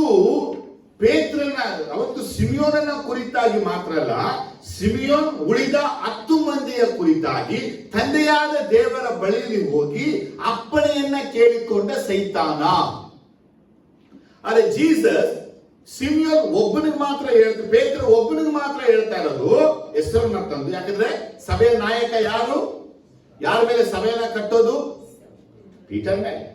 ಅದಕ್ಕೆ ಹೇಳ್ತಾ ಇದ್ದಾರೆ, ನಿಮ್ಮನ್ನ ಗೋಧಿಯಂತೆ ಒಲಿಯಬೇಕೆಂದು ತಂದೆಯಾದ ದೇವರ ಬಳಿ ಅಪ್ಪಣೆ ಕೇಳಿಕೊಂಡನು. ಇಂಗ್ಲಿಷ್ ಟೆಕ್ಸ್ಟ್ ಇರುತ್ತೆ, ಈ ಡಿಮ್ಯಾಂಡೆಡ್ ಅಂತ, ದೇವರ ಬಳಿ ಹೋಗ್ಬಿಟ್ಟು ಒತ್ತಾಯ ಮಾಡೋದಂತೆ, ನನಗೊಂದು ಚಾನ್ಸ್ ಕೊಡಿ ನಿಮ್ಗೆ ಶಿಷ್ಯರನ್ನ. ಯಾರನ್ನ? ನಿನ್ನ 11 ಮಂದಿ ಶಿಷ್ಯರಿಗೆ ಚಾನ್ಸ್ ಕೊಡಿ. ಯಾಕಂದ್ರೆ ಆಲ್ರೆಡಿ ಜೂದಾಸ್ ಕಾರ್ಯತನ ನುಂಗ್ಬಿಟ್ಟ, ಇವನ್ ಯಾರನ್ನ ನುಂಗ್ಬೇಕು? ಪೇತ್ರನ ನುಂಗ್ಬೇಕು. ಆಮೇಲೆ ಇನ್ಯಾರು ನುಂಗ್ಬೇಕು? ಇನ್ನು ಉಳಿದ 10 ಮಂದಿಯನ್ನ ಅವನು ನುಂಗ್ಬೇಕು. ಆದರೆ ಸೈತಾನ ಏನನ್ನ ಹೇಳ್ತಾನೆ ಕೇಳಿದ್ರೆ, ನೀನು ಯಾರನ್ನ ನಂಬಿದ್ಯೋ, ಯಾರು ನಿನ್ನ ಹಿಂಬಾಲಿಸ್ತಾ ಇದಾರೋ, ಯಾರು ನಿನ್ನ ಪ್ರೀತಿಸ್ತಾ ಇದಾರೋ, ಯಾರು ನಿನ್ನ ಆಲಯಕ್ಕೆ ಬರ್ತಾರೋ, ಯಾರು ಪ್ರಾರ್ಥಿಸ್ತಾ ಇದಾರೋ, ಅವರ ನಿಜ ಗುಣ, ಅವರ ನಿಜ ಸ್ವಭಾವ ನಾನು ನಿಮ್ಗೆ ಪ್ರೂಫ್ ಮಾಡ್ತೀನಿ. ಯಾರು ಹೇಳ್ತಾರೆ ನೋಡೋಣ? ದೇವರು. ಅವತ್ತು ಮಾತ್ರ ಅವನು ಪೇತ್ರನ ಕುರಿತಾಗಿ ದೇವರ ಬಳಿ ಅಪ್ಪಣೆ ಕೇಳಿಕೊಂಡ. ಅಂದ್ರೆ ಪೇತ್ರನ ಒಬ್ಬರಿಗಾಗಿಲ್ಲ, ಇವತ್ತುವೇ ನನ್ನ ಕುರಿತು, ನಿಮ್ಮ ಕುರಿತು, ನಮ್ಮ ಕುಟುಂಬ, ನಿಮ್ಮ ಕುರಿತ, ನಮ್ಮ ಸಭೆ ಕುರಿತು ಹೋಗಿ ದೇವರ ಬಳಿ ಡಿಮ್ಯಾಂಡ್ ಮಾಡ್ತಾನೆ, ನನಗೆ ಚಾನ್ಸ್ ಕೊಡಿ, ನಾ ಪ್ರೂಫ್ ಮಾಡಿ ತೋರಿಸ್ತೀನಿ. ಇವರು ಲಾಭ ಇಲ್ಲದೆ ನಂಬಿಕೆ ಇಟ್ಟಿಲ್ಲ. ಯಾರು? ಜೋರಾಗಿ ಸೈತಾನ ದೇವರ ಬಳಿ ಹೋಗಿ ಹೇಳ್ತಾನೆ, ನನಗೆ ಚಾನ್ಸ್ ಕೊಡಿ, ಪ್ರೂಫ್ ತೋರಿಸ್ತೀನಿ. ಇವ್ರ ನಿಮ್ಮ ಮೇಲೆ ನಂಬಿಕೆ ಇಟ್ಟವ್ರ, ಇವ್ರ ನಿಮ್ಮ ಮೇಲೆ ಪ್ರೀತಿ ಇಟ್ಟವ್ರ, ಇವ್ರು ನಿಜವಾಗಿ ಹಿಂಬಾಲಿಸ್ತಾರೆ. ಯಾಕೆ ಚರ್ಚಿಗೆ ಬರ್ತಾ ಇದ್ದಾರೆ? ಯಾಕೆ ಆರಾಧನೆಗೆ ಬರ್ತಾರೆ? ಇವ್ರು ಯಾಕೆ ಪ್ರಾರ್ಥಿಸ್ತಾರೆ? ಇವ್ರು ಯಾಕೆ ಪರಿಶುದ್ಧ ಜೀವನ ಮಾಡ್ತಾರೆ ಅನ್ನೋದನ್ನ ನಾನು ನಿಮಗೆ ಪ್ರೂಫ್ ಮಾಡ್ತೀನಿ. ದೇವರು ನಮ್ಮ ಹೃದಯವನ್ನು, ನಮ್ಮ ಅಂತರವನ್ನು ಬಲ್ಲ ದೇವರು. ಅದೇ ಪ್ರೂಫ್ ಮಾಡುವಂತ ಅವಶ್ಯಕತೆ ಇಲ್ಲ. ಅದೇ ಸೈತಾನ ಹೇಳ್ತಾನೆ, ನೀನು ಯಾರನ್ನ ನಾಯಕನಾಗಿ ಮಾಡಿದ್ಯೋ, ಯಾವ ಶಿಷ್ಯರನ್ನ ಮೇಲೆ ಹೇಳ್ತಾ ಇದೆಯಾ, 12 ಸಿಂಹಾಸನ ಕುಳಿತುಕೊಂಡು ಇಸ್ರಾಯೇಲ್ 12 ಕುಲಗಳಿಗೆ ನ್ಯಾಯ ತೀರಿಸಿ ಹೇಳ್ತಾ ಇದೆಯೋ, ಅದಕ್ಕೆ ಯೋಗ್ಯತೆ ಇಲ್ಲದವರು ಇವರು. ಮಾತಿನ ಹೆಸರಿಗೆ ಅರ್ಥ ಆಗ್ತದೆ. ಇವನು ಸಿಂಹಾಸನ ಮೇಲೆ ಆಸೆ ಇಟ್ಟಿದ್ದ, ಇವನು ದೊಡ್ಡವನಾಗಬೇಕು ಅಂತ ಆಸೆ ಇಟ್ಟಿದ್ದ. ಅದೇ ದೇವರು ಅವನನ್ನ ಓದ್ಬಿಟ್ರು. ಅಲ್ಲಿ ಯೇಸುವಿಗೆ ಹೇಳ್ತಾ ಇದ್ದಾರೆ, ನನ್ನ ಜೊತೆ ನೀವು ಕುಳಿತುಕೊಳ್ತೀರಾ? ಯಾರ ಜೊತೆ? ಯಾರ ಜೊತೆ ಕುತ್ಕೊಳ್ಳೋದು? ಯೇಸುವಿನ ಜೊತೆ ಜಯ ಹೊಂದುವವನು. ನಾನು ಜಯ ಹೊಂದಿ ನನ್ನ ತಂದೆಯ ಬಲಗಳಲ್ಲಿ ಕುಳಿತುಕೊಂಡ ಹಾಗೆ ಯಾವನು ಜಯ ಹೊಂದುತ್ತಾನೋ ಅವನನ್ನ ಬಲಗಳಲ್ಲಿ ಕುಳಿತುಕೊಳ್ಳುವ ಹಾಗೆ ಮಾಡುವೆನು. ಲವೋದಿಕ ಸಭೆಗೆ ಯೇಸು ಬಲಗೆ ಚೆನ್ನಾಗಿ ಅಲ್ಲೆಲ್ಲ ಅನ್ಬೇಕು ಮತ್ತಿಗೆ ನೀವು ಆ ರೀತಿಯಾಗಿ ಯೇಸು ಹೇಳಿದ್ರೆ, ಈಗ ಸೈತಾನ ಏನನ್ನ ಕಳ್ಕೊಂಡಿದ್ದಾನೆ? ಸಿಂಹಾಸನವನ್ನ.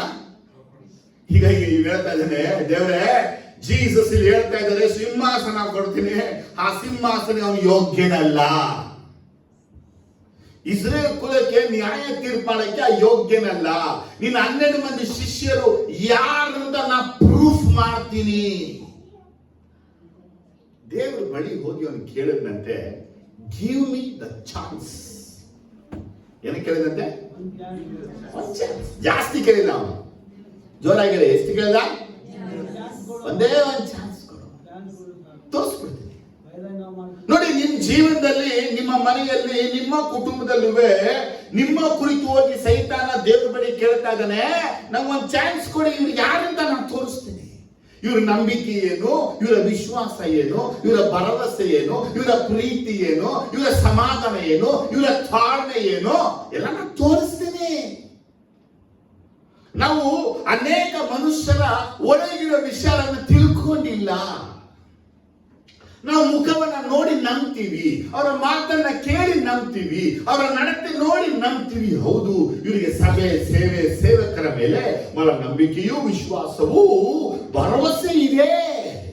ಸೈತಾನ ಹೇಳ್ತಾರೆ, ಅವ್ರ ರಿಯಾಲಿಟಿ ನಾನು ತೋರಿಸ್ತೀನಿ, ಅವ್ರ ನಿಜವಾದ ಗುಣ ನಾನು ತೋರಿಸ್ತೀನಿ, ಅವ್ರ ನಿಜವಾದ ಸ್ವಭಾವ ನಾನು ತೋರಿಸ್ತೀನಿ. ಒಂದು ಚಾನ್ಸ್ ಕೊಡಿ, ಒಂದೇ ಒಂದು ಚಾನ್ಸ್, ನಾ ಪ್ರೂಫ್ ಮಾಡ್ತೀನಿ. ಅವ್ರ ಒಳಗಡೆ ಏನಿದೆ, ಅವರ ಮನಸ್ಸೊಳಗೆ ಏನಿದೆ, ಅವ್ರ ಹೃದಯದ ಒಳಗಡೆ ಏನಿದೆ, ಅವ್ರು ಏನು ಬಚ್ಚಿಟ್ಟ ಆಟಗಳನ್ನ ಆಡ್ತಾ ಇದ್ದಾರೆ. ಯಾರಿಗೆ ಹೇಳ್ತಾ ಇದ್ದಾನೆ? ದೇವರಿಗೆ. ಯೇಸು ಸ್ವಾಮಿಗೆ ಒಂದಲ್ಲೆಲೂಯಾ. ಯೇಸು ಸ್ವಾಮಿಗೆ ಹೇಳಿ, ಪೇತ್ರನ ಬಲಹೀನತೆ ಗೊತ್ತು. ಪೇತ್ರ ಏನ್ ಮಾಡ್ತಾನೆ ಅನ್ನೋದು 3 ಬಾರಿ ಅರಿಯೇಳೋದು ಯೇಸು ಸ್ವಾಮಿಗೆ ಗೊತ್ತು. ಕೋಳಿ ಕೂಗೋದು ಯೇಸು ಸ್ವಾಮಿ ಗೊತ್ತು. ಅವನು ಪಶ್ಚಾತ್ತಾಪ ಮಾಡೋದು ಯೇಸುವಿಗೆ ಗೊತ್ತು. ಅವನ ದೇವಗಳಿಗೆ ತಿರುಗೋದು ಯೇಸು ಸ್ವಾಮಿಗೆ ಚೆನ್ನಾಗಿ ಗೊತ್ತು. ಹೇಳಿ ಜೋರಾಗಿ. ನನ್ನ ಹಿನ್ನೆಲೆ ಯೇಸು ಸ್ವಾಮಿ ಗೊತ್ತು, ನನ್ನ ಪ್ರಕೃತಿ ಯೇಸು ಸ್ವಾಮಿ ಗೊತ್ತು, ನಾನು ಎಂತವ್ರು ಯೇಸು ಸ್ವಾಮಿ ಗೊತ್ತು, ಇವತ್ತು ನಾನು ಏನು ಮಾಡ್ತೀನಿ ಯೇಸು ಸ್ವಾಮಿ ಗೊತ್ತು, ನಾನು ಶೋಧನೆ ಬಿಡೋದು ಯೇಸು ಸ್ವಾಮಿ ಗೊತ್ತು, ನಾನು ಪಾಪ ಮಾಡೋದು ಯೇಸು ಸ್ವಾಮಿ ಗೊತ್ತು, ನಾನು ತಪ್ಪು ಮಾಡೋದು ಯೇಸು ಸ್ವಾಮಿ ಗೊತ್ತು, ನಾನು ಮೋಸ ಮಾಡೋದು ಯೇಸು ಸ್ವಾಮಿ ಗೊತ್ತು, ನಾಳೆ ನನ್ನ ಯೇಸು ಸ್ವಾಮಿ ನಿಲ್ಲಿಸೋದುವೆ ಯೇಸು ಸ್ವಾಮಿ ಗೊತ್ತು. ನಮಗ್ ಗೊತ್ತಿಲ್ಲ, ನಾವು ಅಪ್ಸೆಟ್ ಡೌನ್ ನಮ್ಗೆ ಗೊತ್ತಿಲ್ಲ. ಎಷ್ಟು ಸಲ ಬೀಳ್ತೀವಿ, ಎಷ್ಟು ಸಲ ಎದ್ದೇಳ್ತೀವಿ, ಎಷ್ಟು ಸಲ ಯೇಸುವನ್ನ ಮರಿತೀವಿ, ಎಷ್ಟು ಸಲ ಯೇಸುವನ್ನ ಅರಿಯಂತೀವಿ, ಎಷ್ಟು ಸಲ ಯೇಸು ನಮಗೂ ಸಂಬಂಧದಲ್ಲಿ ಜೀವಿಸ್ತೀವಿ. ಅದು ಯೇಸು ಸ್ವಾಮಿಗೆ ಚೆನ್ನಾಗಿ ಗೊತ್ತು. ಅದೇನ್ ಹೇಳ್ತಾರೆ ಸೈತಾನ?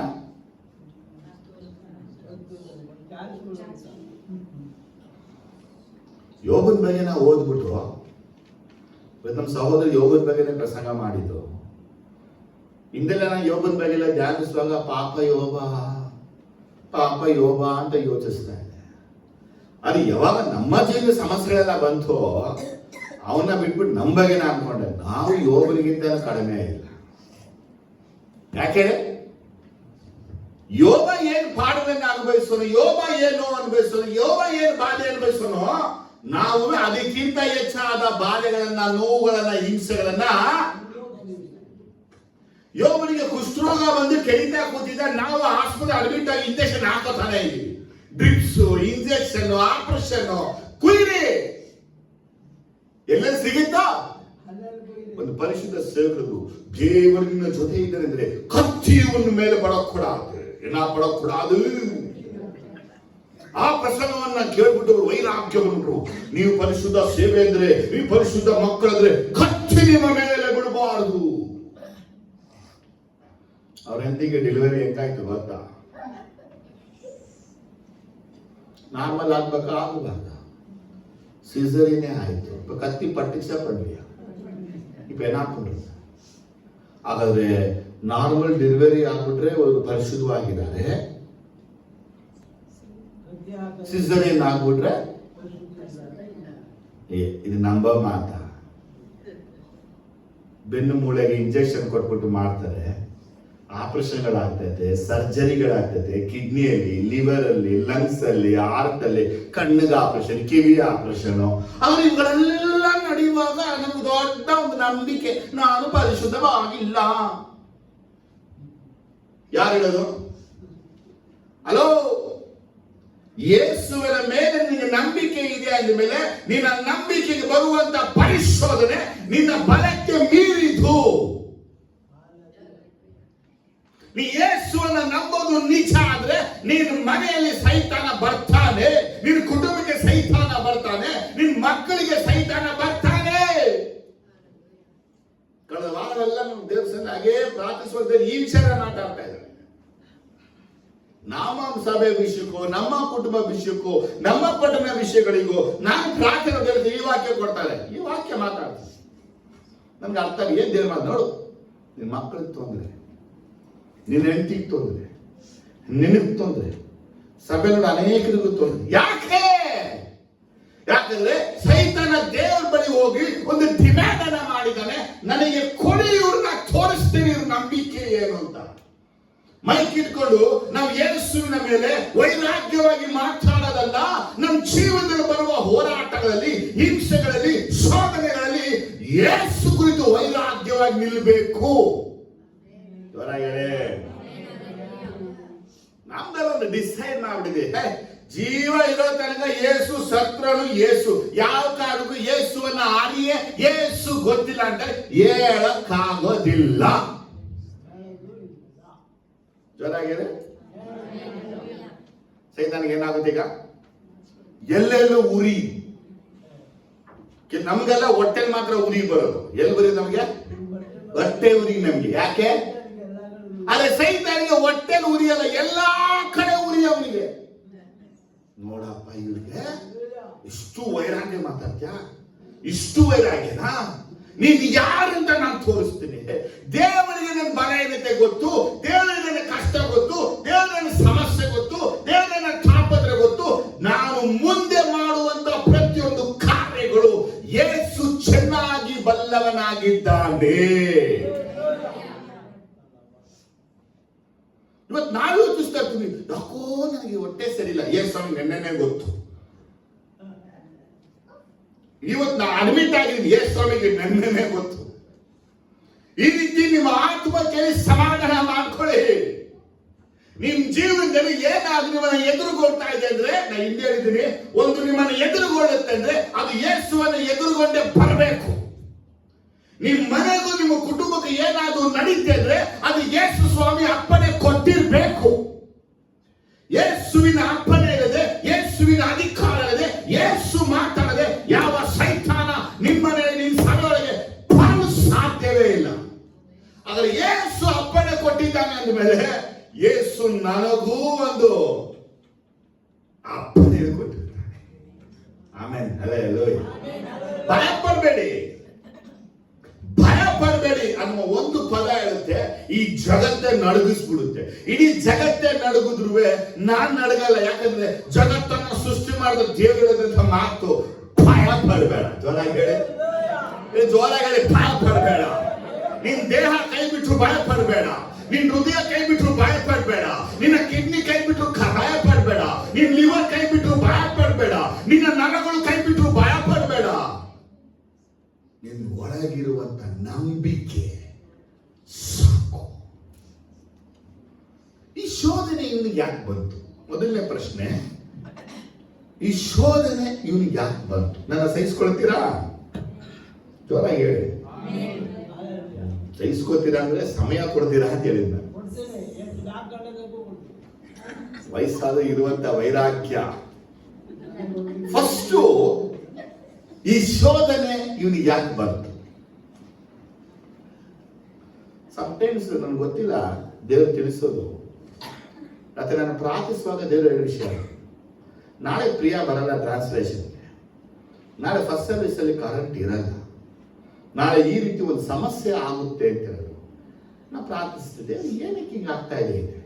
ಆದರೆ ಫಸ್ಟ್ ಸರ್ವಿಸ್ ಅಲ್ಲಿ ಕರೆಂಟ್ ಹೋಗಿ UPS ಬರ್ನ್ ಆಗಿ ಒಳಗೆ ಫ್ಯಾನ್ ಬರ್ನ್ ಆಗ್ಬಿಡ್ತು.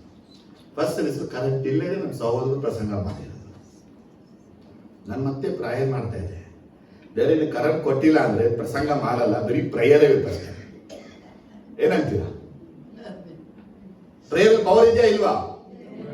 ಆಮೇಲೆ ನಮ್ಮ ಸಹೋದರು ಹೋಗಿ ಅದಕ್ಕೆ ಡಿಸ್ಟಿಂಗ್ ವಾಟರ್ ಎಲ್ಲ ಹಾಕಿ ರೆಡಿ ಮಾಡೋ ದೇವರ ನಾಮಕ್ಕೆ, ಪರಿಶುದ್ಧ ನಾಮಕ್ಕೆ ಮಹಿಮೆ. ಆದರೆ ಸೈತಾನ ಏನು ಮಾಡಕ್ಕಿದಂದ್ರೆ ದೇವರು ರಾತ್ರಿ ತಿಳಿಸಿದ್ರು, ರಾತ್ರಿ ಜನ ಜೊತೆ ಮಾತಾಡೋದು ಹಿಂಗಾಗುತ್ತೆ ನಾಳೆ ಬೆಳಗ್ಗೆ. ಎಷ್ಟೋ ಸಲ ದೇವರು ತಿಳಿಸಿರ್ತಾರೆ ಹಿಂಗಾಗುತ್ತೆ, ಇವ್ರಿಗೆ ಮಾಡ್ತಾರೆ. ಹಾಗಾದ್ರೆ ಯಾಕೆ ಹಿಂಗಾಗುತ್ತೆ? ಪೇತ್ರನನ್ನ ಸೈತಾನ ಹಿಡಿಯಕ್ಕೆ ಕಾರಣ ಏನು? ಪೇತ್ರನ ಕುರಿತು ಸೈತಾನ ದೇವರ ಬಳಿ ಹೋಗಿ ಅಪ್ಪಣೆ ಕೇಳಕ್ಕೆ ಕಾರಣ ಏನು? ಏನ್ ಕಾರಣ ಗೊತ್ತಾ? 33ನೇ ವಾಕ್ಯದಲ್ಲಿ 33. ಆದರೆ ಅವನು, ಸ್ವಾಮಿ, ನಿನ್ನ ಸಂಗಡ ಸೆರೆಮನೆಗೆ ಹೋಗುವುದಕ್ಕೂ ಸಾಯುವುದಕ್ಕೂ ಸಿದ್ಧವಾಗಿದ್ದೇನೆ ಅನ್ನಲು. ಸಾಕು. ಏನಂತೆ? ಯಾರ್ಯಾರೆಲ್ಲ ಒಂದು ಡಿಸಿಷನ್ ತಗೋತಾರ. ಏನ್ ಡಿಸಿಷನ್ ಗೊತ್ತಾ? ಪೇತ್ರ ಹೇಳ್ತಾನೆ, ನಿನ್ನ ಸಂಗಡ ಪ್ರಿಸನ್ಗೆ ಹೋಗುವುದಕ್ಕೂ ನಿನ್ನ ಸಂಗಡ ಸಾಯುವುದಕ್ಕೂ ಸಿದ್ಧವಾಗಿದ್ದೇನೆ. ಈ ವರ್ಡ್ ಅಲ್ಲಿ ಸಿಗ್ತಾ ಇದೆ ಏನ್ ಗೊತ್ತಾ? ಒಣ ಎಮ್ಮೆ. ಯಾರ್ದು? ಪೇತ್ರ. ಒಣ ಎಮ್ಮೆ, ಪ್ರೈಡ್. ಅವನಿಗೆ pride, self Reliance, self depend. ಅದನ್ನ ಹೇಳ್ತಾರೆ ಜೀಸಸ್, ನಿನಗಾಗಿ ಸೆರೆಮನೆ ಹೋಗೋಕ್ಕೂ ನಿನಗಾಗಿ ಸಾಯುವುದಕ್ಕೂ ನಾನು ರೆಡಿ. ಸೈತಾನಿಗೆ ಇದೇ ಬೇಕು.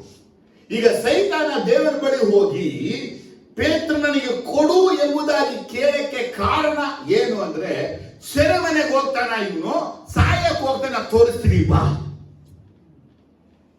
ಜನರಿಗೆ ವಿಷಯ ಅರ್ಥ ಆಗ್ತಾ ಇದೆ? ನಿಮ್ಮೊಳಗೆ ವೈರಾಗ್ಯ, ನಾನು ಯೇಸುಗಾಗಿ ಸಂಬಂಧಗಳನ್ನ ಬಿಟ್ಟು ಬಿಡ್ತೀನಿ, ತೋರಿಸ್ತೀನಿ ಬಾ ದೇವ್ರೆ. ಇದು ಸಂಬಂಧ ಬಿಡ್ತಾರೆ. ನಾನು ನಿನಗಾಗಿ ನನ್ನ ಹೆಂಡತಿನ ಬಿಡ್ಬಿಡ್ತೀನಿ, ತೋರಿಸ್ತೀನಿ ಬಾ. ಮಕ್ಕಳನ್ನ ಬಿಡ್ತೀನಿ, ತೋರಿಸ್ತೀನಿ ಬಾ. ಹಣ ಬಿಡ್ತೀನಿ, ತೋರಿಸ್ತೀನಿ ಬಾ. ಸ್ವತ್ತು ಬಿಡ್ತೀನಿ, ತೋರಿಸ್ತೀನಿ ಬಾ. ಅನುಕೂಲ ಬಿಡ್ತೀನಿ, ತೋರಿಸ್ತೀನಿ ಬಾ. ನಾವು ಯೇಸು ಬೇಕು, ನನಗೆ ಯಾರು ಬೇಡ, ತೋರಿಸ್ತೀನಿ ಬಾ ದೇವ್ರೆ. ಇವರ ಎಣ್ಣೆನ ತೋರಿಸ್ತೀನಿ. ಇವ್ರಿಗೆ ಯಾವುದನ್ನ ಹಾಕಿಕೊಂಡು ಯಾವುದನ್ನ ನಂಬಿಕೆ ಇಟ್ಟು ನಿನ್ ಮುಂದೆ ಹೇಳ್ತಾ ಇದ್ದಾರೋ. ಈ ಯೇಸು ಸ್ವಾಮಿಗೆ ಇವ್ನು ಹೇಳ್ತಾ ಇರೋದು ಗರ್ವದ ಮಾತು. ಯೇಸು ಸ್ವಾಮಿ ಗೊತ್ತಾಗುತ್ತಿಲ್ವಾ? ಅದು ಸೈತಾನ ಏನ್ ಹೇಳ್ತಾ ಇದ್ದಾನೆ? ಇವ್ನು ನಿಜವಾಗ್ಲೂ ನಿನ್ ಜೊತೆ ಸೆರೆಮನೆಗೆ ಹೋಗ್ತಾನ, ನಿನಗಾಗಿ ಇವ್ನು ಸಾಯ್ತಾನ? ಯೇಸುವೆ ಹೇಳ್ತಾರೆ, ನೀನು ನನ್ನನ್ನು ಅರಿಯೇ ಎಂಬುದಾಗಿ 3 ಸಲ ಹೇಳ್ತೀಯ, ಕೋಳಿ ಕೂಗುತ್ತೆ. ಯೋಹನ ಸುವಾರ್ತೆಯಲ್ಲಿ ಇನ್ನೂ ಚೆನ್ನಾಗಿದೆ ನೋಡಿ. ಯೋಹನ ಸುವಾರ್ತೆ 13ನೇ ಅಧ್ಯಾಯದಲ್ಲಿ ಪೇತ್ರ ಹೇಳುವಂತ ಮಾತು 36, 37, 38ರಲ್ಲಿ. ಸೀಮೋನ ಪೇತ್ರನು ಆತನನ್ನು, ಸ್ವಾಮಿ, ಎಲ್ಲಿಗೆ ಹೋಗುತ್ತಿ ಎಂದು ಕೇಳಿದ್ದಕ್ಕೆ ಯೇಸು, ನಾನು ಹೋಗುವಲ್ಲಿಗೆ ನೀನು ಈಗ ನನ್ನ ಹಿಂದೆ ಬರಲಾರಿ, ತರುವಾಯ ನನ್ನ ಹಿಂದೆ ಬರುವಿ ಅಂದನು. ಪೇತ್ರನು ಆತನಿಗೆ, ಸ್ವಾಮಿ, ನಾನು ಯಾಕೆ ಈಗ ನಿನ್ನ ಹಿಂದೆ ಬರಲಾರೆನು?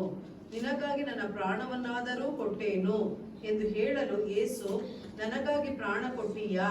ನಿನಗೆ ನಿಜ ನಿಜವಾಗಿ ಹೇಳುತ್ತೇನೆ, ನೀನು ನನ್ನ ವಿಷಯದಲ್ಲಿ ಅವನನ್ನು ಅರಿಯನೆಂದು 3 ಸಾರಿ ಹೇಳುವ ತನಕ ಕೋಳಿ ಕೂಗುವುದೇ ಇಲ್ಲ ಅಂದನು. ನೋಡಿದ್ರ? ಇನ್ ಹೇಳಿದಂತೆ ನೀನ್ ಎಲ್ಲಿಗೆ ಹೋದ್ರು ನಾ ಹಿಂದೆನೇ ಬರ್ತೀನಿ. ಇವತ್ತು ನಾವು ಹಂಗೆ ಇದೀವಿ. ಎಸಪ್ಪ, ನಾನು ಹಿಂದೆನೇ ಬರ್ತೀನಿ, ನಿನ್ನ ಮಾತ್ರ ಪ್ರೀತಿಸ್ತೀನಿ. ಯಾರೆಲ್ಲ ಹಿಂಗೆ ಹೇಳ್ತಾರೋ ಇವ್ರು ಜೀವನದಲ್ಲ ಸೈತಾನ ಹೇಳ್ತಾನೆ, ಈ ನಿಜವಾಗ್ಲೂ ನಾನು ಪ್ರೀತಿಸ್ತಾನ, ತೋರಿಸ್ತೀನಿ ಬಾ. ಹಲೋ, ನೀವು ಹೇಳುವ ಪ್ರತಿಯೊಂದು ಮಾತುಗಳಿಗೂ ಸೈತಾನ ಪ್ರೂಫ್ ತೋರ್ಸಕ್ಕಾಗಿ ಬರ್ತಾನೆ.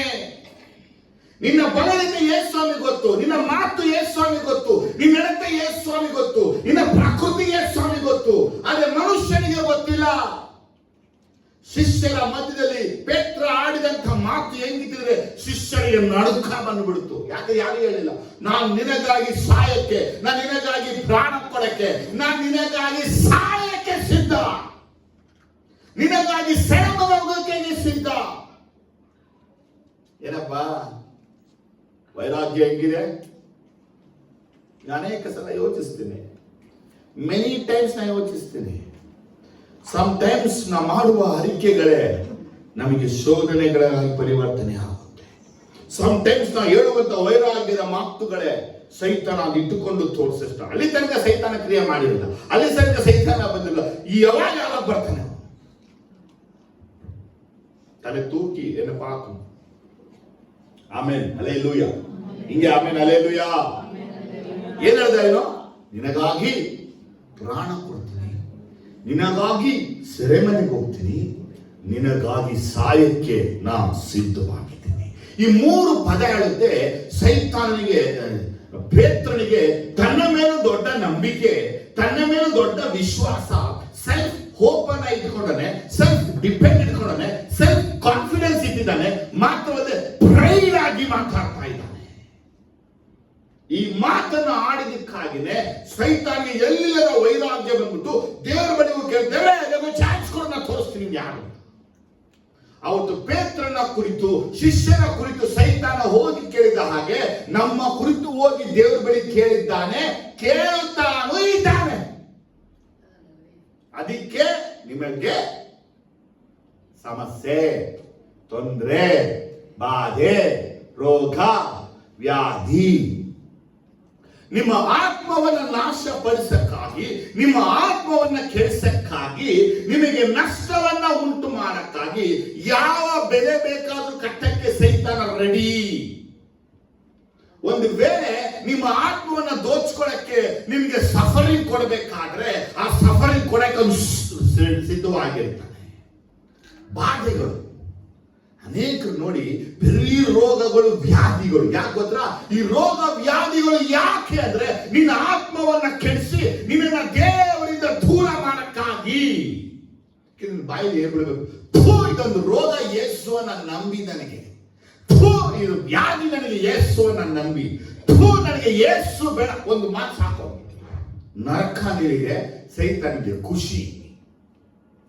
ಇಂಥ ಮಾತು, ಇಂಥ ನೋವು, ಈ ವ್ಯಾಧಿ, ಇದೆಲ್ಲ ನಿನ್ನ ಜೀವನದಲ್ಲಿ ಯಾಕೆ ಅಂತ ಕೇಳಿದ್ರೆ ನೀನು ಯೇಸುವನ್ನ ಅಗಲಬೇಕು. ಅದಕ್ಕೆ ನೀನು ಎಷ್ಟು ಯೇಸುವನ್ನ ಅಗಲುವಂತ ಬಾಯಿ ನಿನ್ನ ಮಾತಲ್ಲಿ ಹೊರಡುತ್ತೋ ಅಷ್ಟು ಸಮಾಧಾನಕ್ಕಾಗಿ ನಿನ್ನ ಶರೀರವನ್ನ ಬಾಧಿಸಕ್ಕೋ, ನಿನ್ನ ಕುಟುಂಬನ ಹಿಂಸೆ ಪಡಿಸಕ್ಕೋ, ನಿನ್ನ ಸೇವೆಯನ್ನ ಹಾಳು ಮಾಡಕ್ಕೋ, ನಿನ್ನ ಹೆಸರನ್ನ ಹಾಳು ಮಾಡಕ್ಕೋ, ನಿನ್ನ ಗಂಡನನ್ನ ಹಾಳು ಮಾಡಕ್ಕೋ, ನಿನ್ನ ವ್ಯಾಪಾರ ನಷ್ಟ ಮಾಡಕ್ಕೋ, ನಿನಗೆ ಸಾಲದಲ್ಲಿ ಮುಳುಗಿಸಕ್ಕೋ ಅವನು ರೆಡಿ. ಬೇರೆ ಕೆಲಸ ಏನಿದೆ ಅವನಿಗೆ? ನಾ ಬಹಳ ಯೋಚಿಸಿದೆ, ಲೋಕದಲ್ಲಿ ಎಷ್ಟೋ ಜನ ಇದ್ದಾರೆ, ಅವ್ರ ಬಳಿ ಹೋಗ್ತಾನ ಹೋಗಲ್ಲ. ಯಾಕೆ? ಆಲ್ರೆಡಿ ಅವರು ಎಲ್ಲಿಗೆ ಬರ್ತಾರೆ? ನೀವೆಲ್ಲ ಎಲ್ಲಿ ಹೋಗಿ ತೀರ್ಮಾನ ಮಾಡಿದಿರಾ? ಅದಕ್ಕೆ ಅವ್ರು ಯೋಚಿಸ್ತಾನೆ, ಈ ಒಂದು ಆತ್ಮ ಕೆಡಿಸ್ಬೇಕು, ಈ ಆತ್ಮ ನಷ್ಟ ಉಂಟು ಮಾಡಕ್ಕಾಗಿ ಇದಕ್ಕೆ ನಾನು ಸಫರಿಂಗೂ ಕೊಡ್ತೀನಿ, ಇದಕ್ಕೆ ನಾನು ವ್ಯಾಧಿನೂ ಕೊಡ್ತೀನಿ, ಇದಕ್ಕೆ ನಾನು ಬೇಕಾದ್ರೆ ಹಣನೂ ಕೊಡ್ತೀನಿ. ಇವತ್ತು ಅನೇಕ ದೇವ ಮಕ್ಕಳ ಆತ್ಮ ವೆಲ್ತ್ ಹಾಳಾಗಿ ಹೋಗ್ಬಿಟ್ಟಿದೆ. ಜೋರಾಗಿ ಹೇಳಿ, ವೆಲ್ತ್, ಹಣ, ಐಶ್ವರ್ಯಗಳಿಂದ. ಹಣ ಐಶ್ವರ್ಯ ಬಂತು, ಯೇಸು ಬಳಿ ಬರಲ್ಲ ಅವರು. ಗೊತ್ತಾ ನಿಮಗೆ? ಹಣ ಕಾಸು ದುಡ್ಡು ಸೇರ್ತಾ ಸೇರ್ತಾ ದುರ್ಬುದ್ಧಿ ಒಳಗ್ ಬರ್ತಾ ಇದೆ. ನನಗೆ ನನಗೆ ನನಗೆ ಅಂತ ಸ್ವಭಾವ ಬಂದು ದಾನ ಧರ್ಮ ಪ್ರೀತಿ ಸ್ನೇಹ ಎಲ್ಲ ಬಿಟ್ಟು ಎಲ್ಲ ಹಣ ಕೂಡಿಸ್ಕೊಳ್ಳೋದು. ಸಾಯದಂತೂ ನಿಶ್ಚಯ. ಎಲ್ಲಿಗೆ ಹೋಗ್ತೀವಿ? ಎಲ್ಲಿಗೆ ಹೋಗ್ತೀವಿ? ನೀವು ಕೇಳಬಹುದು, ಇದ್ದಕ್ಕಿದ್ದಾಗ ಐಶ್ವರ್ಯವಂತರ ಆಗ್ಬಿಡ್ತಾರೆ, ಇದ್ದಕ್ಕಿದ್ದ ಹಣವಂತರ ಆಗ್ಬಿಡ್ತಾರೆ, ಇದ್ದಕ್ಕಿದ್ದಾಗ ಹಣ ಸೇರ್ಬಿಟ್ಟು ಎಲ್ಲಿಂದ ಬರ್ತಾ ಇದೆ? ಸೈತಾನ ಕೊಡ್ತಾ ಇದೆ. ಏನಕ್ಕೆ ಕೊಡ್ತಾ ಇದ್ದಾನೆ ಗೊತ್ತಾ? ನೀನು ಪ್ರೇಯರ್ ಬಿಡಬೇಕು.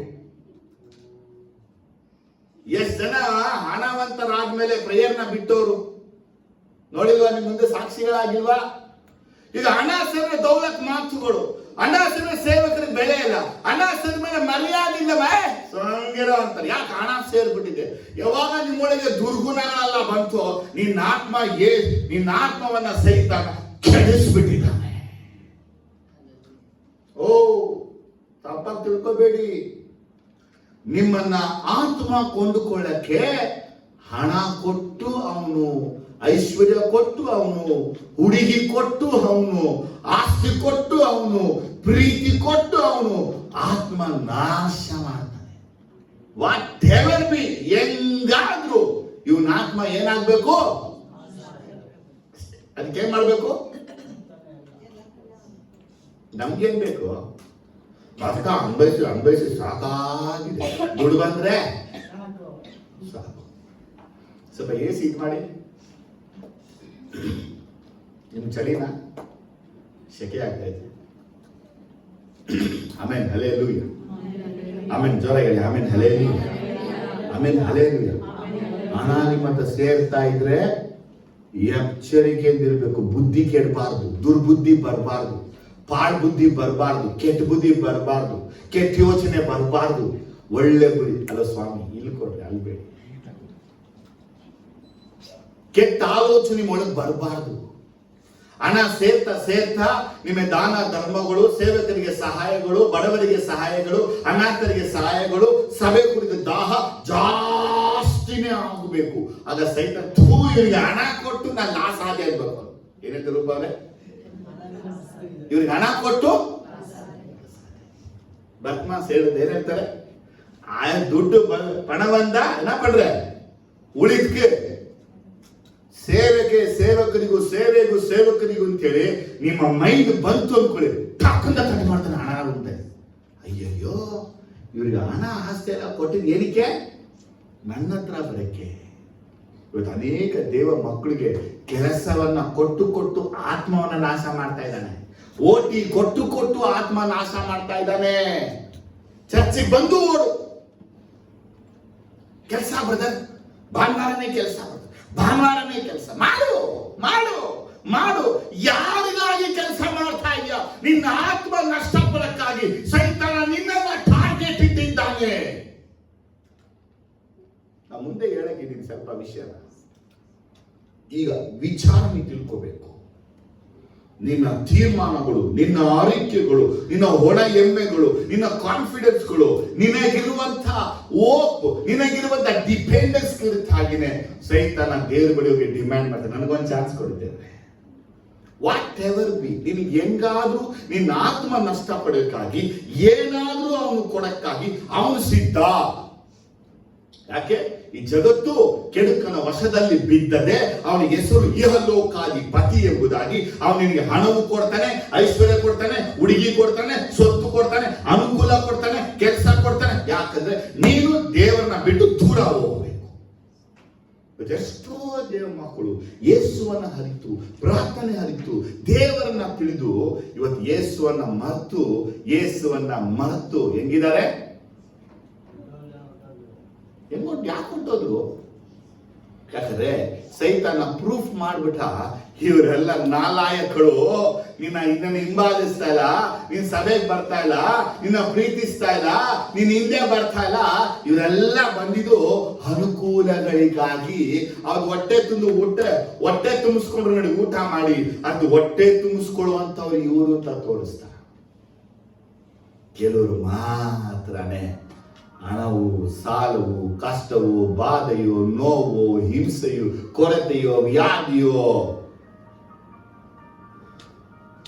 ಬ್ರೋಕನ್ ರಿಲೇಶನ್ಶಿಪ್, ಕುಟುಂಬ ಒಡೆದೋಗುತ್ತೆ, ಸಭೆ ಒಡೆದೋಗುತ್ತೆ, ಸ್ನೇಹ ಒಡೆದೋಗುತ್ತೆ, ಪ್ರೀತಿ ಒಡೆದೋಗುತ್ತೆ, ಸಂಬಂಧ ಒಡೆದೋಗುತ್ತೆ, ಮೂಳೆ ಮುರಿದೋಗುತ್ತೆ. ಎಲ್ಲಾ ರೀತಿಯಲ್ಲಿ ಬ್ರೋಕನ್ನೆಸ್. ಒಡೆದೋಯ್ತು ಹೃದಯ, ಒಡೆದೋಯ್ತು ಸಂಬಂಧ, ಒಡೆದೋಯ್ತು ಸ್ನೇಹ, ಒಡೆದೋಯ್ತು ಪ್ರೀತಿ, ಒಡೆದೋಯ್ತು ತಂದೆ ತಾಯಿ ಸಂಬಂಧ, ಒಡೆದೋಯ್ತು ಮಕ್ಕಳ ಸಂಬಂಧ, ಒಡೆದೋಯ್ತು ಕೆಲಸ, ಒಡೆದೋಯ್ತು ಮನಸ್ಸು, ಒಡೆದೋಯ್ತು ಹೃದಯ. ಯಾಕೆ ಒಳಿತು ಗೊತ್ತಾ? ಒಂದೇ ಒಂದು ರೀಸನ್, ನೀ ಯೇಸುವನ್ನ ಬಿಡಬೇಕು. ನಿಮ್ಮೊಳಗೊಂದು ಪ್ರಶ್ನೆ ಬರುತ್ತೆ, ಏನಪ್ಪಾ ನಾ ಯೇಸುವನ್ನ ಪ್ರೀತಿಸ್ತಾ ಇದ್ರೆ ಏನಾಗ್ತಾ ಇದೆ? ಮನಸ್ಸು, ಹೃದಯ, ಎಲುಬು ಎಲ್ಲ ಏನಾಗ್ತಾ ಇದೆ? ಕುಟುಂಬ ಹೊಡೆದಾಯ್ತು, ಮನೆ ಛಿದ್ರ ಆಗೋಯ್ತು, ಮನೆ ಛಿದ್ರ ಸಂಬಂಧ ಹೊಡೆದೋಯ್ತು. ಹೆಂಡತಿ ಕೋಪಿಸ್ಕೊಂಡು ಮನೆಗೆ ಹೊರಟೋದ್ರು, ಮಕ್ಕಳು ಕೋಪಿಸ್ಕೊಂಡು ಓಡೋದ್ರು. ಯಾಕೆ? ಈ ಕಡೆ ವ್ಯಾಧಿ, ಈ ಕಡೆ ಸಾಲ, ಇದೆಲ್ಲ ಯಾಕೆ? ಸೈತಾನ ಹೇಳೋದು ದೇವರಿಗೆ ಪ್ರೂಫ್ ಮಾಡ್ತಾ ಇದ್ದೀನಿ. ಏನಲ್ಲೇಲುಯ ಅಂತಾರಲ್ಲ, ಯೇಸು ಅಂತಾರಲ್ಲ, ತೋರಿಸ್ತೀನಿ ನೋಡು. ಒಂದು ವೇಳೆ ನಿಮ್ ಜೀವನದಲ್ಲಿ ಇಂಥದೆಲ್ಲ ನೀವು ಎದುರುಗೊಂಡು ಇಂಥದೆಲ್ಲ ನೀವು ಬಂದಾಗ ಚೆನ್ನಾಗಿ ತಿಳ್ಕೊಳ್ಬೇಕು, ಸೈತಾನ ನನ್ನನ್ನ ಗೋಧಿಯಂತೆ ಒಣಿತಾ ಇದ್ದಾನೆ. ಆಮೇಲೆ ಜೋರಾಗಿ ಹಲ್ಲೆಲೂಯಾ, ಜೋರಾಗಿ ಜೋರಾಗಿ. ಇವತ್ತು ನಿಮ್ಮೆಲ್ಲ ಪ್ರಶ್ನೆಗಳಿಗೆ ದೇವರು ಉತ್ತರ ಕೊಡ್ತಾ ಇದ್ದಾನೆ. ನಿಮ್ಮ ಮನೆ ಒಡೆದೋಯ್ತು, ನಿಮ್ಮ ಕುಟುಂಬ ಒಡೆದೋಯ್ತು, ಸಭೆ ಒಡೆದೋಯ್ತು, ಸೇವೆ ಒಡೆದೋಯ್ತು, ಸಂಬಂಧ ಒಡೆದೋಯ್ತು, ಕೆಲಸ ಒಡೆದೋಯ್ತು, ವ್ಯಾಪಾರ ಒಡೆದೋಯ್ತು, ಮನಸ್ಸು ಒಡೆದೋಯ್ತು, ಹೃದಯ ಒಡೆದೋಯ್ತು, ಅಯ್ಯೋ ಐ ಆಮ್ ಟೋಟಲಿ ಬ್ರೋಕನ್ ಅಂದಾಗ ತಿಳ್ಕೊಳ್ಳಿ, ನೀವು ಯಾರು ಅನ್ನೋದನ್ನ ಪ್ರೂಫ್ ಮಾಡಕ್ಕಾಗಿ ಸೈತಾನ ಇದೆಲ್ಲ ಮಾಡಿದ್ದಾನೆ. ಅದು ಒಂದು ವಿಷಯ ಹೇಳ್ತೀನಿ ಕೇಳಿ. ಯೇಸು ಕ್ರಿಸ್ತನನ್ನ ಹಿಡಿದಾಗ ಎಲ್ಲಾ ಶಿಷ್ಯರು ಓಡಿ ಹೋದ್ರು. ಹೌದಾ? ಯೇಸು ಹೇಳ್ತಾರೆ, ಈ ರಾತ್ರಿ ಕುರುಬನನ್ನ ಹೊಡೆಯುವೆನು, ಕುರಿಗಳು ಚೆದರಿ ಹೋಗುವ. ಆದ್ರೆ ಯೇಸುವಿನ ಹಿಂದೆ ಹೋದಂತ ಪೇತ್ರ ಮತ್ತು ಯೋಹಾನ ಇಬ್ಬರೇ ಜೊತೆನೇ ಹೋದ್ರು. ಯೋಹಾನ ಸುವಾರ್ತೆ 18:15 ಹೇಳುತ್ತೆ. ಯೋಹಾನ ಸುವಾರ್ತೆ 18:15 ಜೋರ ಪಡಿ ಯಾರದು. ಸೀಮೋನ ಪೇತ್ರನು ಮತ್ತೊಬ್ಬ ಶಿಷ್ಯನು ಯೇಸುವಿನ ಹಿಂದೆ ಹೋದರು. ಆ ಶಿಷ್ಯನಿಗೆ ಮಹಾಯಾಜಕನ ಪರಿಚಿತಿ ಇದ್ದದರಿಂದ ಯೇಸುವಿನ ಕೂಡ ಮಹಾಯಾಜಕನ ಅಂಗಳದೊಳಗೆ ಹೋದನು. ನೋಡಿದ್ರ? ಯೇಸುವಿನ ಹಿಂದೆ ಹೋದರೆ ಯಾರಮ್ಮ? ಸೀಮೋನ್ ಪೇತ್ರನು. ಇಲ್ಲಿ ಯಾಕೆ ಸೀಮೋನು ಪೇತ್ರ ಎರಡು ಹೆಸರು ಬಂತು? ಒಂತಾನೆ ಬರ್ಬೇಕು, ಒಂತಾನೆ ಬರ್ಬೇಕು.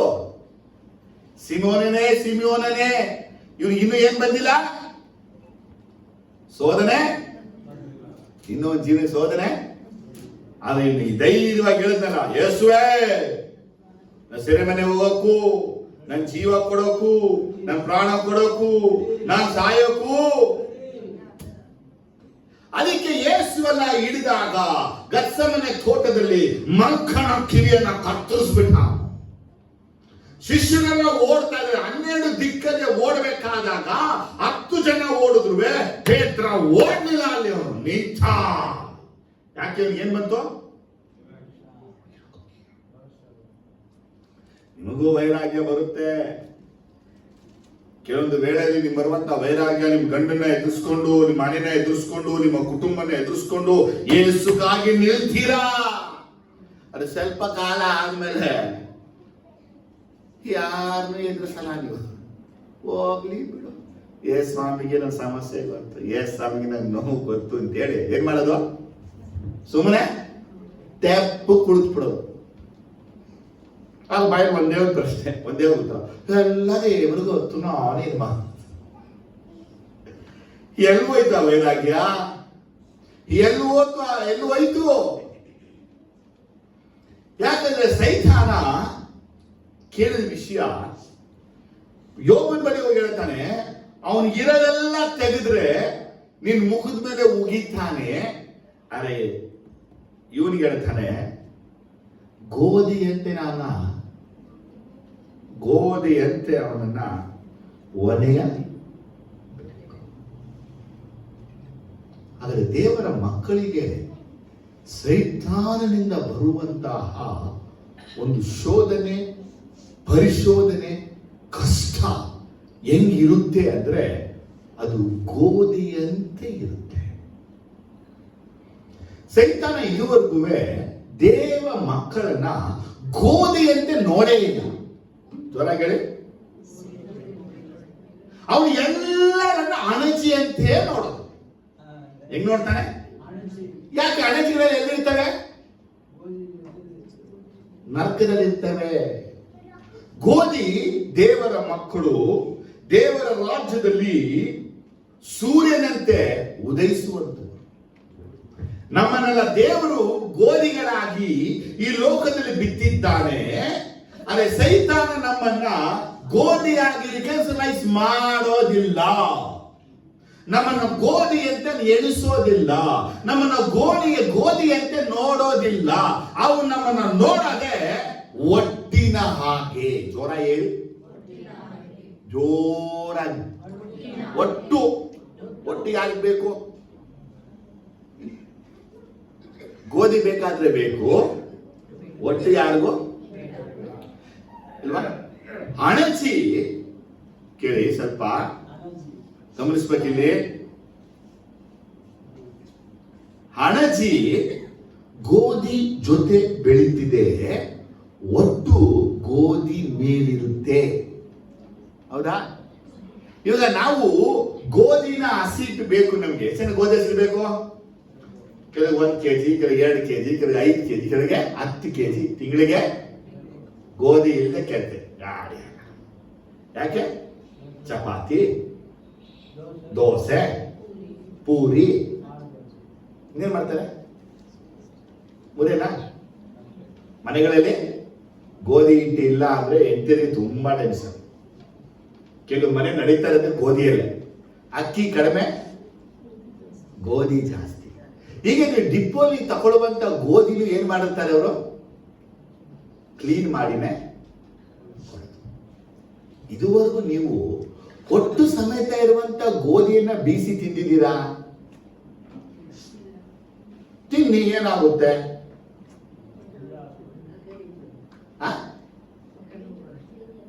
ಹೊಟ್ಟೆ ನೋವು ಬರುತ್ತೆ. ಆಮೇಲೆ ಹೇಳಿ, ಯಾವ್ದು ಹೊಟ್ಟೆ ನೋವು ಬರುತ್ತೆ ಅಂತ ಹೇಳಿ?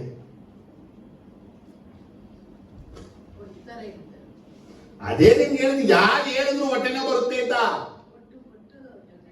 ಹೊಟ್ಟೆ ಹಾಕೊಂಡು ಬೀಸ್ಬಿಟ್ಟು ತಿನ್ನಿ, ಚೆನ್ನಾಗಿರಲ್ವ? ಹೊರಟಾಗಿರುತ್ತೆ. ನೋಡಿ, ನಾವೆಲ್ಲ ಗೋಧಿ ಬಟ್ಟೆ ಬಿಚ್ಚಿ ತಿನ್ನೋದು ನಾವು. ಆ ಬಟ್ಟೆನೆ ಯಾವುದು? ಒಟ್ಟು. ಗೋಧಿಗೆ ಬಟ್ಟೆ ಯಾವುದು? ಒಟ್ಟು. ತಮಿಳೆ ತೌಡು ಅಂತೀವಲ್ಲ. ಇದು ಯಾವ್ದಕ್ಕೆ ಹಾಕೋದು? ಹಸುಗೆ, ಎಮ್ಮೆಗೆ, ಹಂದಿಗೆ, ಕೋಳಿಗೆ ಅದನ್ನ ಹಾಕ್ತೀವಿ.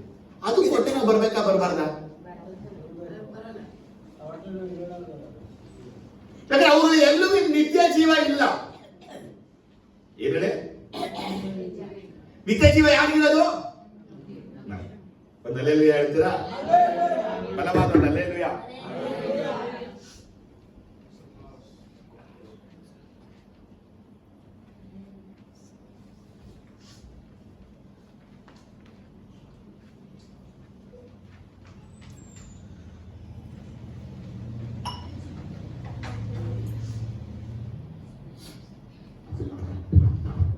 ಆಮೆನ್. ಹಲ್ಲೆಲೂಯಾ.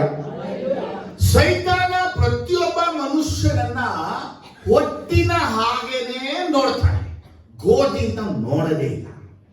ಅವನ ಕಣ್ಣಿಗೆ ಕಾಣೋದು ಹೊಟ್ಟೆ. ಹೌದು, ಒಟ್ಟು ತಾನೇ ಕಾಣೋದು. ಒಟ್ಟು ತೆಗೆದ್ರೆ ಏನ್ ಕಾಣುತ್ತೆ? ಅದಕ್ಕೆ ಸೈತಾನ ಹೇಳ್ತಾನೆ, ಯಾವನ ಹಿಂದೆ ಬರ್ತೀನಿ ಅನ್ನೋ, ಯಾವನ ಲೀಡರ್ ಅಂತೀಯೋ, ಯಾವನ ಮೇಲೆ ಸಭೆ ಕಟ್ತೀಯೋ, ಯಾವನಿಗೆ ಸಿಂಹಾಸನ ಕೊಡ್ತೀಯೋ, ಯಾವನ್ ಸಾಯ್ತೀನೋ ಅವನು ಗೋಧಿ ಅಲ್ಲ, ಅವನು ಯಾರು? ಒಟ್ಟು. ಅದಕ್ಕೆ ನನಗೆ ಈ ವಾಕ್ಯನ ಓದೋರು ಯೇಸು ಹೇಳಿದ್ರು, ಸೈತಾನ ಇದುವರೆಗೂ ಪರಿಶುದ್ಧರನ್ನ ಪಾಪಿನೇ ನೋಡ್ದವನಿಗೆ ಪರಿಶುದ್ಧ ನೋಡಕ್ಕೆ.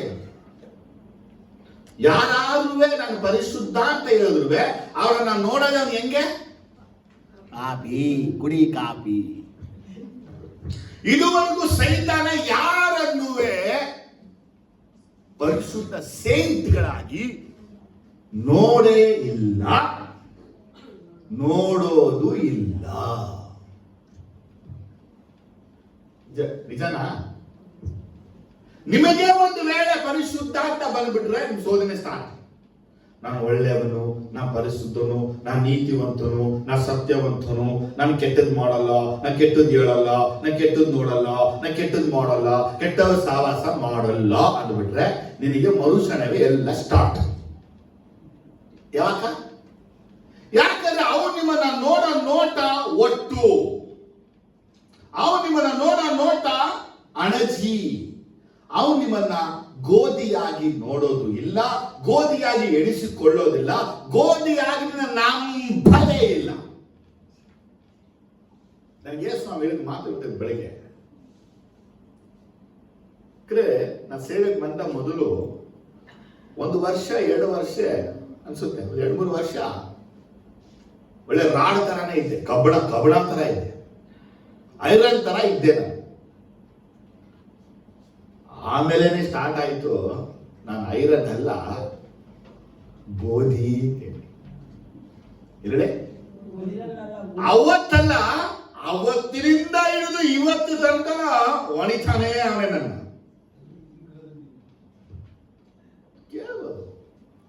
ಯಾಕೆ? ಶರೀರದಲ್ಲಿ ಬಾಧೆಗಳು, ಆಸ್ಪತ್ರೆಗೆ ಹೋಗಿರೋ ಲೆಕ್ಕ ಇಲ್ಲ, ಬಾಡಿ ಕೊಟ್ಟಿರೋ ಇಂಜೆಕ್ಷನ್ ಕಡಿಮೆ ಇಲ್ಲ, ಡ್ರಿಪ್ಸ್ಗಳು ಕಡಿಮೆ ಇಲ್ಲ, ತಿಂದಿರೋ ಮಾತ್ರೆಗಳು ಕಡಿಮೆ ಇಲ್ಲ, ಶಿರಸ್ಸಿನ ಪಾದ ತನಕ ಬರೀ ವ್ಯಾಧಿ, ರೋಗ, ಕಾಯಿಲೆ. ನನ್ನ ತಾಯಿ ಹೇಳೋದು, ನೀನು ಹುಟ್ಟುವಾಗಲೇ ಸಾಯ್ಬೇಕಿಟ್ಟುಕೊ. ನಾನು ಹೇಳಿದೆ ಒಂದ್ಸಲ, ಸ್ವಾಮಿ ನನಗೆ ತೋರಿಸ್ತು, ನೀನು ಹುಟ್ಟುವಾಗಲೇ ನಿನ್ನ ಹೊಡಿಬೇಕು ತಾನಿದ್ದ, ಅರೆ ನಾನು ನಿನಗೆ ಜೀವ ಕೊಟ್ಟು, ನೆನಪಿದ್ಯಾ, ನನ್ನ ಸೇವೆ ಮಾಡಬೇಕಾಗಿ ನನ್ನ ಜೀವ ನೀನು ಕೊಟ್ಟಿದ್ದೀನಿ. ಅದೇ ನಾನು ಹಾಡನ್ನ ಹಾಡಿದ್ದು. ತಾಯಿಯ ಗರ್ಭದಲ್ಲಿ ನನ್ನನ್ನು ಕರದೆ ನಿನ್ನಯ ನಾಮವ ನಾನು ಪದ ಯಾಕಂದ್ರೆ ನಾನು ಬಿಟ್ಟು ಬೇರೆಲ್ಲ ಇದ್ದಾರೆ, ನಾನು ಸಾರಲು. ಸೈತಾನ ಕುತಂತ್ರ ಎಷ್ಟಾದ್ರೂ ಅವ್ರ ಕೃಪೆ ಏನಾಗುತ್ತೆ, ನನ್ನನ್ನು ಅವನು ಕೊಲ್ಲಬೇಕು ಎಂದಾಗ ನೀ ಜೀವ ಕೊಟ್ಟು. ಈ ಹಾಡನ್ನ ಸುಮ್ಮನೆ ಬರೀಲಿಲ್ಲ, ದೇವರು ಕೊಟ್ಟಂತ ವಿಷಯ ರೆವಲ್ಯೂಷನ್ ಅಲ್ಲಿ ಹಾಡನ್ನ ಬರ್ತಿತ್ತು. ಆ ವರ್ಷ ಆ ದಿನ ಮೊದಲುಗೊಂಡು ಇಲ್ಲಿಯ ತನಕ ನಾವು ಬಾಧೆ, ನಾನು ಹೇಳ್ತೀನಿ, ಎಷ್ಟೋ ಸಲ ಹೇಳಿದ್ದೀನಿ, ನಾನು ಅನುಭವಿಸುವಂತ ಬಾಧೆ, ನಾನು ಅನುಭವಿಸುವಂತ ನೋವು ನಿನಗೆ ಅರ್ಥ ಆಗಲ್ಲ. ನೀನು ಹೆಂಗಿದ್ಯಾ ಹಂಗಿರು, ಚೆನ್ನಾಗಿರು, ಜಾಲಿಯಾಗಿರು, ನನ್ನ ತಂಟೆಗೆ ಬರಬೇಡ. ಯಾಕಂದ್ರೆ ನನ್ನ ಸಫರಿಂಗ್ ಬೇರೆ. ನಮ್ಮ ಫ್ಯಾಮಿಲಿಯಲ್ಲೇ ನಾನೇ ಅಧಿಕವಾದ ಸಫರಿಂಗ್ ಅನುಭವಿಸಿರೋದು. ತಾಯಿಯ ಗರ್ಭದಿಂದ ಹುಟ್ಟಿದ್ದರಿಂದ ಇಲ್ಲಿ ತನಕ, ಇನ್ನು ಸಾಯೋ ತನಕ ಅನುಭವಿಸ್ತಾ ಇದ್ದೀನಿ. ನಾನು ದೇವ್ರ ಬಳಿ ಕೇಳಿದ್ರು ಒಂದೇ ಒಳ್ಳೆ ಆರೋಗ್ಯ ಕೊಡಪ್ಪ ಅಷ್ಟೇ. ಇದುವರೆಗೂ ಸ್ವಾಮಿ ನಡೆಸ್ತಾ ಇದ್ದಾನೆ. ಯಾಕಂದ್ರೆ ನನ್ನ ಜೀವನದಲ್ಲಿ ನನಗೆ ಬಂದಂತ ಶೋಧನೆಗಳು ನಮ್ಮ ಕುಟುಂಬದಲ್ಲಿ ಯಾರಿಗೂ ಬಂದಿಲ್ಲ. ಸೇವೆಯಲ್ಲಿ ಶೋಧನೆ, ಸಭೆಯಲ್ಲಿ ಶೋಧನೆ, ಸೇವಕರ ಮಧ್ಯೆ ಶೋಧನೆ, ಸಭೆಯಲ್ಲಿ ಶೋಧನೆ, ವಿಶ್ವಾಸಿಗಳ ಮಧ್ಯೆ ಶೋಧನೆ, ಎಲ್ಲಾ ರೀತಿ ಟೆಸ್ಟಿಂಗ್ಗಳ ಇನ್ನೂ ನಡೀತಾ ಇದೆ. ಅದು ಯಾವತ್ತು ಎಂಡ್ ಆಗುತ್ತೆ? ಯಾಕಂದ್ರೆ ಸೈತಾನ್ ಇನ್ನೂ ಪ್ರೂಫ್ ಕೊಡ್ಬೇಕು, ಏನೋ ಇವು ನಿನ್ನ ಹಿಂಬಾಲಿಸ್ತಾ ಇರೋದು. ನಾನು ಒಂದ್ಸತ್ಯ ನಿಮ್ಗೆ ಹೇಳ್ಕೊಟ್ಟಿದ್ದೀನಿ, ಯೇಸುವೆ ನಿನಗಾಗಿ ಸಾಯಕ್ಕೋ ಅಷ್ಟೇ. ಲೈಫ್ ನ ಡೆಡಿಕೇಟ್. ಇವತ್ತಷ್ಟೇನೆ ಏನೇನೋ ಆಗ್ಬಿಡುತ್ತೆ. ಲಾಸ್ಟ್ ಟೈಮ್ ಹತ್ಕೊಂಡೋಗಿ ಡ್ರಿಪ್ಸ್ ಅಲ್ಲಿ ಹಾಕೋಕೆ ನಮ್ಮ ಅಣ್ಣ ಚಾನ ಏನಾದ್ರು ಹಾಕ್ಬಿಟ್ರೆ ಏನೋ ಮಾಡೋದು ನಿನಗೆ. ಲಾಸ್ಟ್ ಟೈಮ್ ಹೇಳ್ತಿ, ನೀವು ಸ್ವಲ್ಪ ಹೋಗ್ಬಿಟ್ರೆ ನಾವೇನು ಮಾಡೋದು, ಒಂದು 15 ಲಕ್ಷ 20 ಲಕ್ಷ ಡೆಪಾಸಿಟ್ ಮಾಡ್ಬಿಟ್ಟು ಸಾಯಿರಿ. ಆಗ 7 ಮಕ್ಕಳನ್ನ ಸಾಕೊಳ್ತೀನಿ. 15 ಲಕ್ಷ 20 ಲಕ್ಷ ಆಗಿದ್ರೆ ನಾನು ಇವಳಿಗಿಂತ ಚೆನ್ನಾಗಿ ಹುಡುಗಿನ ಮದುವೆ ಆಗ್ಬಿಡ್ತಾರೆ. 25 ಲಕ್ಷ ಕೊಡಿಲ್ಲ, ಹುಡುಗಿ ಕೊಡಲ್ವಾ, ಏನು ಇಲ್ದಿರಂಗೆ ಇವಳ ಮದುವೆ ಆಗಿರೋದು. ಸ್ತೋತ್ರ ಹಲ್ಲೆಲೂಯಾ. ನಾವು ಯೇಸುವನ್ನ ನಂಬಿ ಬಾಳ್ತಾ ಇರೋದು. ನಾನು ಚೆನ್ನಾಗಿ ಗೊತ್ತು, ನಾನು ಮೂಗಿಂದ ಉಸುವ ಮುಂಚೆ ನಿಮ್ಗೆ ಹೇಳ್ತೀನಿ, ನಾಳೆ ನಾನು ಸಾಯ್ತಾ ಇದ್ದೀನಿ, ನಾನು ಬಂದೆಲ್ಲ ನೋಡ್ಕೊಳ್ಳಿ ಅಂತ ಮಾತಾಡ್ಕೊಳ್ಳಿ, ನಾಳೆ ಬಿಟ್ಟು ನಾನು ಪರಲೋಕಕ್ಕೆ ಹೋಗ್ತೀನಿ. ನನಗೂ ಯೇಸು ಇರೋ ಸಂಬಂಧದಲ್ಲಿ ನನಗೆ ಗೊತ್ತು, ನಾನು ದೇಹ ಯಾವಾಗ ಬಿಡ್ತೀನಿ ಅಂತ. ನಿಮಗೂ ಗೊತ್ತಿಲ್ಲ, ನನಗೂ ಗೊತ್ತು. ನನ್ನ ಮಾತಿನ ಅರ್ಥ ಆಗ್ತಿಲ್ವಾ? ನೀವು ಎದುರುಕೊಳ್ಳುವಾಗ ಸೈತಾನ ನಿಮ್ಮನ್ನ, ಏಸಪ್ಪ ನಿಮ್ಮನ್ನ ಗೋಧಿಯಂತೆ ನೋಡಿದ್ರು, ಅವನು ನಿಮ್ಮನ್ನ ಅಣಜಿಯಂತೆಯೂ ಒಟ್ಟಿನಂತೆಯೂ ನೋಡ್ತಾನೆ. ನಿಮ್ಮನ್ನ ಪರಿಶುದ್ಧ ದೇವ ಮಕ್ಕಳು ಅಂತ ಅವನು ನೋಡದೇ ಇಲ್ಲ. ಯಾಕಂದ್ರೆ ಮತ್ತಾಯ ಸುವಾರ್ತೆ 3ನೇ ಚಾಪ್ಟರ್ ಅಲ್ಲಿ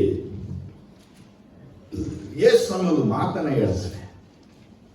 12ನೇ ವಾಕ್ಯದಲ್ಲಿ ಮತ್ತಾಯ 3:12 ಆತನು ಮೊರವನ್ನು ಕೈಯಲ್ಲಿ ಹಿಡಿದಿದ್ದಾನೆ. ತನ್ನ ಕಣದಲ್ಲಿಯ ರಾಶಿಯನ್ನು ತೂರಿ ಹಸನು ಮಾಡಿ ತನ್ನ ಗೋಧಿಯನ್ನು ಕಣಜದಲ್ಲಿ ತುಂಬಿಕೊಂಡು ಹೊಟ್ಟನ್ನು ಆರದ ಬೆಂಕಿಯಲ್ಲಿ ಸುಟ್ಟು ಬಿಡುವನು. ಏನ್ ಸಿಕ್ತು ವರ್ಡ್ ನಿಮ್ಗೆ? ಮೊರವನ್ನು ಕೈಯಲ್ಲಿ ಹಿಡ್ಕೊಂಡಿದ್ದಾನೆ. ಯೇಸು ಸ್ವಾಮಿ ಜಾನ್ ಹೇಳ್ತಾರೆ ಏನಪ್ಪ ಅಂದ್ರೆ, ಯೇಸು ಸ್ವಾಮಿ ಕೈಯಲ್ಲಿ ಮೊರವನ್ನ ಹಿಡಿದಿದ್ದಾನೆ. ಏನಿದ್ದಾನೆ? ಜೋರಾಗಿ ಹೇಳಿ. ಮೊರ. ಆಮೇಲೆ ತನ್ನ ತನ್ನ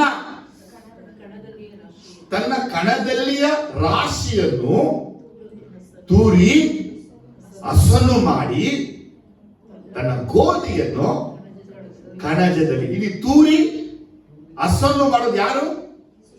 ಯೇಸು ಸ್ವಾಮಿ ಮಾಡೋದು. ಯೇಸು ಸ್ವಾಮಿ ಏನ ಪಡ್ರಾರೆ? ತೂರಿ ಹಸನು ಮಾಡಿ ಗೋಧಿನ ಏನ್ ಮಾಡ್ತಾರಂತೆ? ತನ್ನ ಕಣಜದಲ್ಲಿ ತುಂಬಿಕೊಂಡು ಒಟ್ಟನ್ನು ಆರದ ಬೆಂಕಿಯಲ್ಲಿ ಸುಟ್ಟು ಬಿಡುವನು. ಹಾಗಾದ್ರೆ ಯೇಸು ಸ್ವಾಮಿ ಏನ್ ಮಾಡ್ತಾರೆ? ಗೋಧಿ ತಕೊಂಡು, ರಾಶಿ ಗೋಧಿ ತಕೊಂಡು ಏನ್ ಮಾಡ್ತಾರೆ? ತೂರಿ. ಇಂಗ್ಲಿಷ್ ಅಲ್ಲಿ ಬರುತ್ತೆ ವರ್ಡ್ ಅದು, ತಮಿಳ್ ಇಂಗ್ಲಿಷ್ ಅಲ್ಲಿ.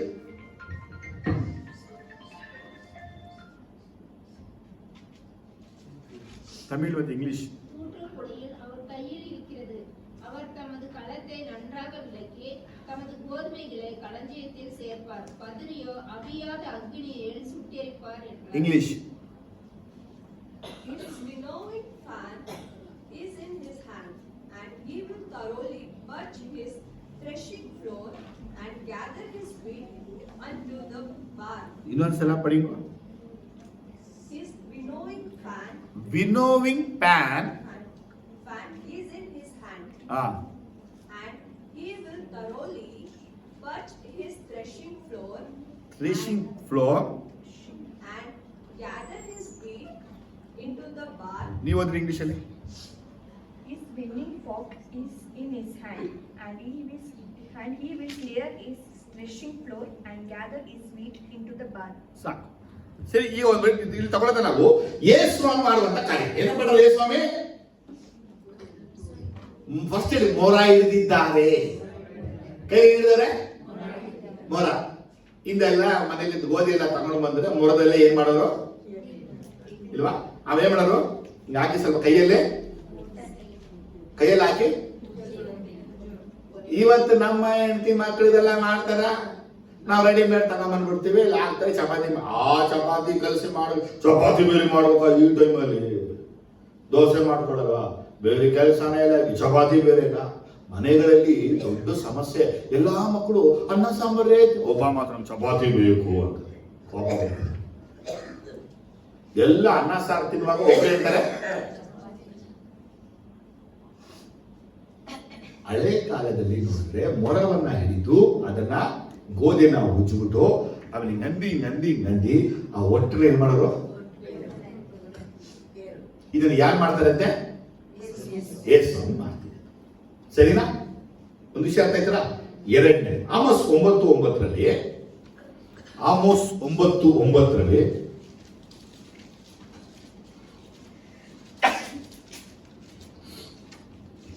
ಇಗೋ, ಧಾನ್ಯವನ್ನು ಜರಡಿಯಲ್ಲಿ ಜಾಲಿಸುವ ಪ್ರಕಾರ ಇಸ್ರಾಯೇಲರನ್ನು ಸಕಲ ಜನಾಂಗಗಳಲ್ಲಿ ಹಾಕಿ ಜಾಲಿಸಬೇಕೆಂದು ಅಪ್ಪಣೆ ಕೊಡುವೆನು. ಈಗಾದರೂ ಒಂದು ಕಾಳು ನೆಲಕ್ಕೆ ಬೀಳದು. ಈಗ ಎರಡನೇದಾಗಿ ಹೇಳ್ತಾ ಇದ್ದಾರೆ ಏನಂತೆ? ಜರಡಿ. ಎಷ್ಟು ಮೇಲೆ ಇದೆಯಪ್ಪ? ಎಲ್ಲಾ ಮೇಲೆ ಇರುತ್ತೆ. ಫಸ್ಟ್ ಎಲ್ಲ ಏನ್ ಮಾಡೋದು? ಸಾಂಬಾರ್ ಪುಡಿ ಎಲ್ಲ ಮಾಡ್ಕೊಂಡ್ ಮೇಲೆ ಜರಡಿ ಮಾಡ್ತಾ ಇದ್ರು. ಗೋಧಿ ಮಾಡೋದು ಜರಡಿ ಮಾಡೋ. ಯಾಕಂದ್ರೆ ಅವ್ನು ಗೋಧಿ ಬೀಸಿದ್ರು ಒಂದು ಮಿಸ್ತಾಗಿ ಗೋಧಿ ಎಲ್ಲ ಅದ್ರೊಳಗೆ. ಇವತ್ತು ಜರಡಿ ಎಲ್ಲ ಕಡಿಮೆ, ಸುಮ್ಮನೆ ಇಟ್ಟಿರ್ತಾರೆ ಮನೇಲಿ ಇರಲಿ. ಸರಿ, ಅರ್ಥ ಆದ್ರ? ಮೊರದಲ್ಲಿ ಒಂದು ಕ್ಲೀನಿಂಗ್ ಇದೆ, ಜರಡದಲ್ಲಿ ಒಂದು ಕ್ಲೀನಿಂಗ್ ಇದೆ. ಈ ಜರಡಿ ಅಂದ್ರೆ ಕಬ್ಬಣದಿರುತ್ತೆ ನೋಡಿ, ಸಣ್ಣ ಸಣ್ಣ ತೂತಿರುತ್ತೆ ಕೆಳಗಡೆ, ತಗೊಂಡು ಈಗ ಅಳ್ಳಾಡ್ಸೋದು.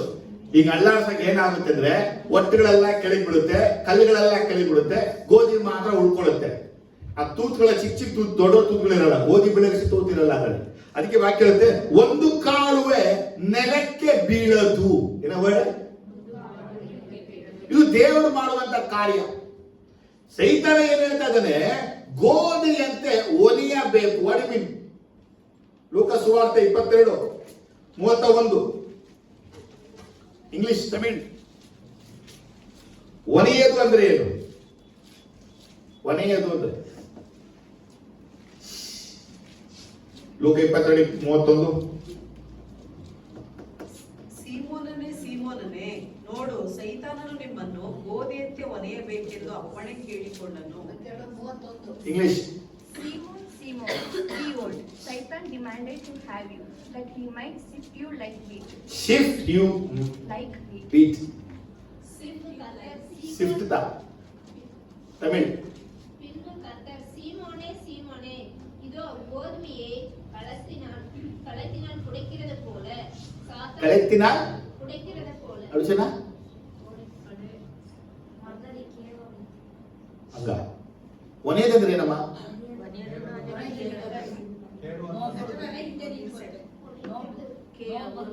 ಅದೆಲ್ಲ ಹಿಂದೆ ಕಸ ಇಲ್ಲ, ಒನೆಯದಂಗೆ ಕೈಯಲ್ಲಿ ಮಾಡದ?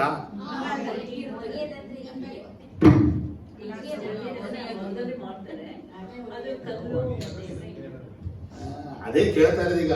ಇದು ನಾವ್ ಏನ್ ಮಾಡ್ಬೇಕಂದ್ರೆ ಮತ್ತೆ ಅಲೆಗೆ ಹಾಕೋಬೇಕು. ಡಿಪ್ಪು ಹಾಕಿ ತಂದು ಎಣ್ಣೆ ತರ ಕೊಡಬೇಕು. ಒನಿಯ ಅನ್ಬೇಕು. ಹಂಗಂದ್ರೆ ಇದೇನು? ರಾಗಿ ತಗೋಬೇಕು, ಒಲಿಬೇಕು. ಯಾರು ಮಾಡ್ತಾ ಇದ್ದಾರೆ ಇದೆಲ್ಲ? ಅದಕ್ಕಾಗಿ ನೆಕ್ಸ್ಟ್ ಫ್ಯೂಚರ್ ಹೊಂಟೋಗ್ಬಿಟ್ರೆ ನಾವು ಈ ಪ್ರಸಂಗ ಎಲ್ಲ ಮಾಡಿದಾಗ ಅವು ನೋಡ್ತಾ ಇರ್ತಾರೆ. ಹಂಗಂದ್ರೆ ಏನು? ಅವ್ರಿಗೆ ಇದ್ರದ್ದು ಫಿಲಿಪ್ ತೋರಿಸು ಹಿಂಗೆ. ಆಮೇಲೆ ಸೈತಾನ ದೇವ ಮಕ್ಕಳನ್ನ ಗೋಧಿಯಂತೆ ನೋಡದೆ ಅಣಜಿಯಂತೆಯೂ ಒಟ್ಟಿನಂತೆಯೂ ನೋಡ್ತಾನೆ. ಯಾಕಂದ್ರೆ ಇವರೆಲ್ಲ ಪಾಪಿಗಳು, ನರಕಕ್ಕೆ ಸಂಬಂಧಪಟ್ಟವರು ಎಂಬುದಾಗಿ. ಒಬ್ಬ ಮನುಷ್ಯನು ಪರಲೋಕಕ್ಕೆ ಹೋಗ್ತಾನೆ ಅನ್ನೋದನ್ನ ಅವನು ಇಮೇಜ್ ಮಾಡೋದೇ ಇಲ್ಲ. ಇವರೆಲ್ಲ ಪರಲೋಕಕ್ಕೆ ಹೋಗ್ತಾರೆ ಅಂತೇಳಿ ಅವನ ಮೈಂಡಿಗೆ ಯೋಚನೆ ಬರೋದೇ ಇಲ್ಲ. ಅವನು ಎಲ್ಲ ಕೇಳ್ತಾನೆ, ಮೇಲಕ್ಕೆ ಹೋಗಲ್ಲ, ಎಲ್ಲ ಕೆಳಗೆ ಬರೋದು. ಎಲ್ಲಿಗೆ ಬರೋದು? ನಾನು ಎಲ್ಲಿದ್ದೀನೋ ಅಲ್ಲೇ ಬರೋದು. ಸೈತಾನ ಬಿಡಿಸಿ ಬಿಡಿಸಿ, ಇಲ್ಲ ನಾ ಪರಲೋಕಕ್ಕೆ ಹೋಗ್ತೀನಿ ಅಂದ್ರು ಇಲ್ಲ, ಈ ನರಕಕ್ಕೆ ಬರೋದು. ಒಬ್ರಿಗೂ ಅವನು ಪರಲೋಕಕ್ಕೆ ಹೋಗೋರು ಅಂತೇಳಿ ಎಣಿಸ್ಕೊಳ್ಳೋದು ಇಲ್ಲ. ಬಾಯಲ್ಲಿ, ಅಟ್ಲೀಸ್ಟ್ ಬಾಯಲ್ಲಿ ಯಾಕೆ ಕೇಳಲ್ಲ ಅಂದ್ರೆ ಅವನು ಹೇಳ್ತಾ ಇದ್ದಾನೆ, ನಾನು ಗೋಧಿಯಂತೆ ಒಣಿತೀನಿ. 3 ವಿಷಯಗಳನ್ನ ಹೇಳ್ತೀನಿ. 3 ವಿಷಯ ಮುಗಿಸ್ಬಿಡ್ತೀನಿ. ನೆಕ್ಸ್ಟ್ ದೇವರ ಕೃಪೆ ಉಂಟಾಗಲಿ. ಮೊದಲನೇ ವಿಷಯ, ಗೋಧಿಗಳನ್ನ ಏನು ಮಾಡ್ತಾರೆ ಅಂತ ಕೇಳಿದ್ರೆ, ರೋಡಲ್ಲಿ ನಿಂತ್ಕೊಂಡು ಮೇಲೆ ಏನ್ ಮಾಡ್ತಾರೆ? ಸುರಿತಾರೆ. ಮೇಲಿಂದ ಗೋಧಿಗಳನ್ನ ಸುರಿಯುವಾಗ ಆ ಗೋಧಿಲಿರುವಂತ ಒಟ್ಟುಗಳೆಲ್ಲ ಆರಿ ಹೋಗುತ್ತೆ. ಎರಡನೇದಾಗಿ ಏನ್ ಮಾಡ್ತಾರೆ ಅಂದ್ರೆ, ಈ ಗೋಧಿಗಳನ್ನ ರೋಡಲ್ಲಿ ಹಾಕ್ಬಿಟ್ಬಿಟ್ಟು scooter, cycle, car, lorry, bus இப்பனா புடிச்சா உங்களுக்கு ಬ್ರದರ್ ಆಕ್ಸಿಡೆಂಟ್ ಬ್ರದರ್, ಸ್ಕೂಟರ್ ಹೋಯ್ತು, ಕಾರ್ ಹೋಯ್ತು, ನಮ್ಮ ಮೇಲೆ ಬಸ್ಸೇ ಹೋಯ್ತು. ಏನನ್ನೆಲ್ಲ ಹೋಗ್ಬೇಕು ಪ್ರಾಣಿಗಳು. ಅದಕ್ಕೆ ನಮ್ಮ ಜೀವನದಲ್ಲಿ ನಮ್ಮ ತಲೆ ಮೇಲೆ ಏನೇನೋ ಹೋಗ್ತಾ ಇರುತ್ತೆ. ಯಾಕೆ? ಆಮೇಲೆ ತಿರುಗಿ ಮಾಡಿ ತಗೊಂಡು ಮೇಲ್ಗಡೆಯಿಂದ ಆ ಒಟ್ಟು ಆ ಗೋಧಿಯನ್ನ ಬೇರ್ಪಡಿಸುವಂತಹ ಕಾರ್ಯ. ಆ ಒಟ್ಟು ಮತ್ತೆ ಗೋಧಿಯನ್ನ ಬೇರ್ಪಡಿಸುವಂತ ಕಾರ್ಯಕ್ಕೆ ಆ ಗೋಧಿ ಮೇಲೆ ಏನೇನೋ ಹೋಗ್ಬೇಕು. ಅಷ್ಟಿಗೆ ಬಿಟ್ಬಿಡ್ತಾರ. ಕೆಲವೇನ್ ಮಾಡ್ತಾರೆ, ಆ ಗೋಧಿಯನ್ನ ಇದು ಏನಂತದಕ್ಕೆ ಎಂತಾರಪ್ಪ, ಗೊಂಚಲಿಗೆಲ್ಲ ಸೇರಿಸಿ ಸಿಬಿಡುಗಳು, ತೆನೆಗಳು, ತೆನೆ ಎಲ್ಲ ತಗೊಂಬಂದು ಅದನ್ನ ಏನ್ ಮಾಡ್ತಾರೆ, ಕಲ್ಲಿಗೆ ಹಾಕೊಂಡು. ಇವಾಗ ಅರ್ಥ ಆಯ್ತಾ ನಿಮ್ಗೆ ಏನ್ ಹೇಳೋದು? ನೀವು ಏಸು ಬೆಳಿಗ್ಗೆ ಸ್ಟೈಲ್ ಆಗಿ ಬಂದಂಗೆ ಬ್ಯಾಗ್ ಮೆಹಂದಿ ಬ್ಯಾಗ್ ಹಾಕೊಂಡಂಗೆ ಸ್ಟೈಲ್ ಆಗಿ ವೇಲ್ ಹಾಕೊಂಡು ಯಾ ಅಂದ್ಬಿಟ್ಟು ಸ್ಟೈಲ್ ಆಗಿ ಕಾರಲ್ಲಿ ಹೋಗ್ಬಿಟ್ಟೆ ನಾನು ಪರಲೋಕಕ್ಕೆ ಹೋಗ್ತೀನಿ. ಇಂಥವ್ರು ಹೋಗೋದು ತುಂಬಾ ಕಷ್ಟ. ಗೋಧಿಯನ್ನ ಹೊರಗಡೆ ತರಕ್ಕಾಗಿ ಆಗಿ ಆ ಪ್ರೊಸೀಜರ್ ಇದೆ ನೋಡಿ. ಅದಕ್ಕೆ ಹೇಳ್ತಾರೆ ನಮ್ಗೆ ಅಲ್ಲಲ್ಲಿ ಡ್ಯಾಮೇಜು, ಅಲ್ಲಲ್ಲಿ ಕುಯ್ತ, ಅಲ್ಲಲ್ಲಿ ಮಾರ್ಕು. ಯಾಕೆ ಹೇಳ್ತೀವಿ ನಾವು ತಂಡೆಗೆ ಹೋಗಲ್ಲ, ಆ ಸಾಹಸಕ್ಕೆ ಹೋಗಲ್ಲ, ಯಾವ ಪಾಪ ಮಾಡಲ್ಲ, ನಾನಾಯ್ತು ಏಸು ಆಯ್ತು ಸೋತ್ರಂ ನಮ್ಗೇನು. ಅವ್ರು ನೋಡಿ ಬರೀ ಕೆಟ್ಟ ಮಾತು, ಚರ್ಚಲ ಲೇಲುಯ ಆರಾಮಾಗ ಪ್ರೇಯರ್ ಮಾಡಲ್ಲ, ಬೈಬಲ್ ಓದಲ್ಲ, ಕಲ್ಗುಂಡಂಗವ್ರೆ. ಚೆನ್ನಾಗಿ ತಿಂತೇವೆ, ಕಾಸು ಕಡಿಮೆ ಇಲ್ಲ, ಕೆಲಸ ಕಡಿಮೆ ಇಲ್ಲ, ಗಾಡಿ ಕಡಿಮೆ ಇಲ್ಲ, ಪೆಟ್ರೋಲ್ ಕಡಿಮೆ ಇಲ್ಲ, ಸಾಲ ಇಲ್ಲ, ಸಮಸ್ಯೆ ಇಲ್ಲ, 3 kg ಮಾಂಸ ತಿಂತೇವೆ, ಕೊಬ್ಬೇರ್ಬಿಟ್ಟವೆ. ಹಾರ್ಟ್ ಅಟ್ಯಾಕ್ ಆಗೋದಲ್ಲ ಇವುಗಳಿಗೆ. ನಾವ ಫುಲ್ ಡಯಟ್ ಇಷ್ಟಿಷ್ಟೇ ಕೋಳಿ ತಿಂದಂಗೆ ತಿನ್ಕೊಂಡು, ಬೆಳಗ್ಗೆ ಸ್ವಲ್ಪ, ಮಧ್ಯಾಹ್ನ ಸ್ವಲ್ಪ, ರಾತ್ರಿ ಸ್ವಲ್ಪ ತಿನ್ಕೊಂಡು, ಆದ್ರೂ ನಮಗೆ ಕಿವಿಯಲ್ಲಿ ನೋವು, ಕಣ್ಣಲ್ಲಿ ನೋವು, ಮೂಗಲ್ಲಿ ನೋವು, ಅಲ್ಲಲ್ಲಿ ನೋವು, ಕೈ ನೋವು, ಎಲ್ಲೆಲ್ಲ ನೋವಿಲ್ವೋ ಅಲ್ಲೆಲ್ಲ ನೋವುಗಳು. ಯಾಕೆ ಅಂದ್ರೆ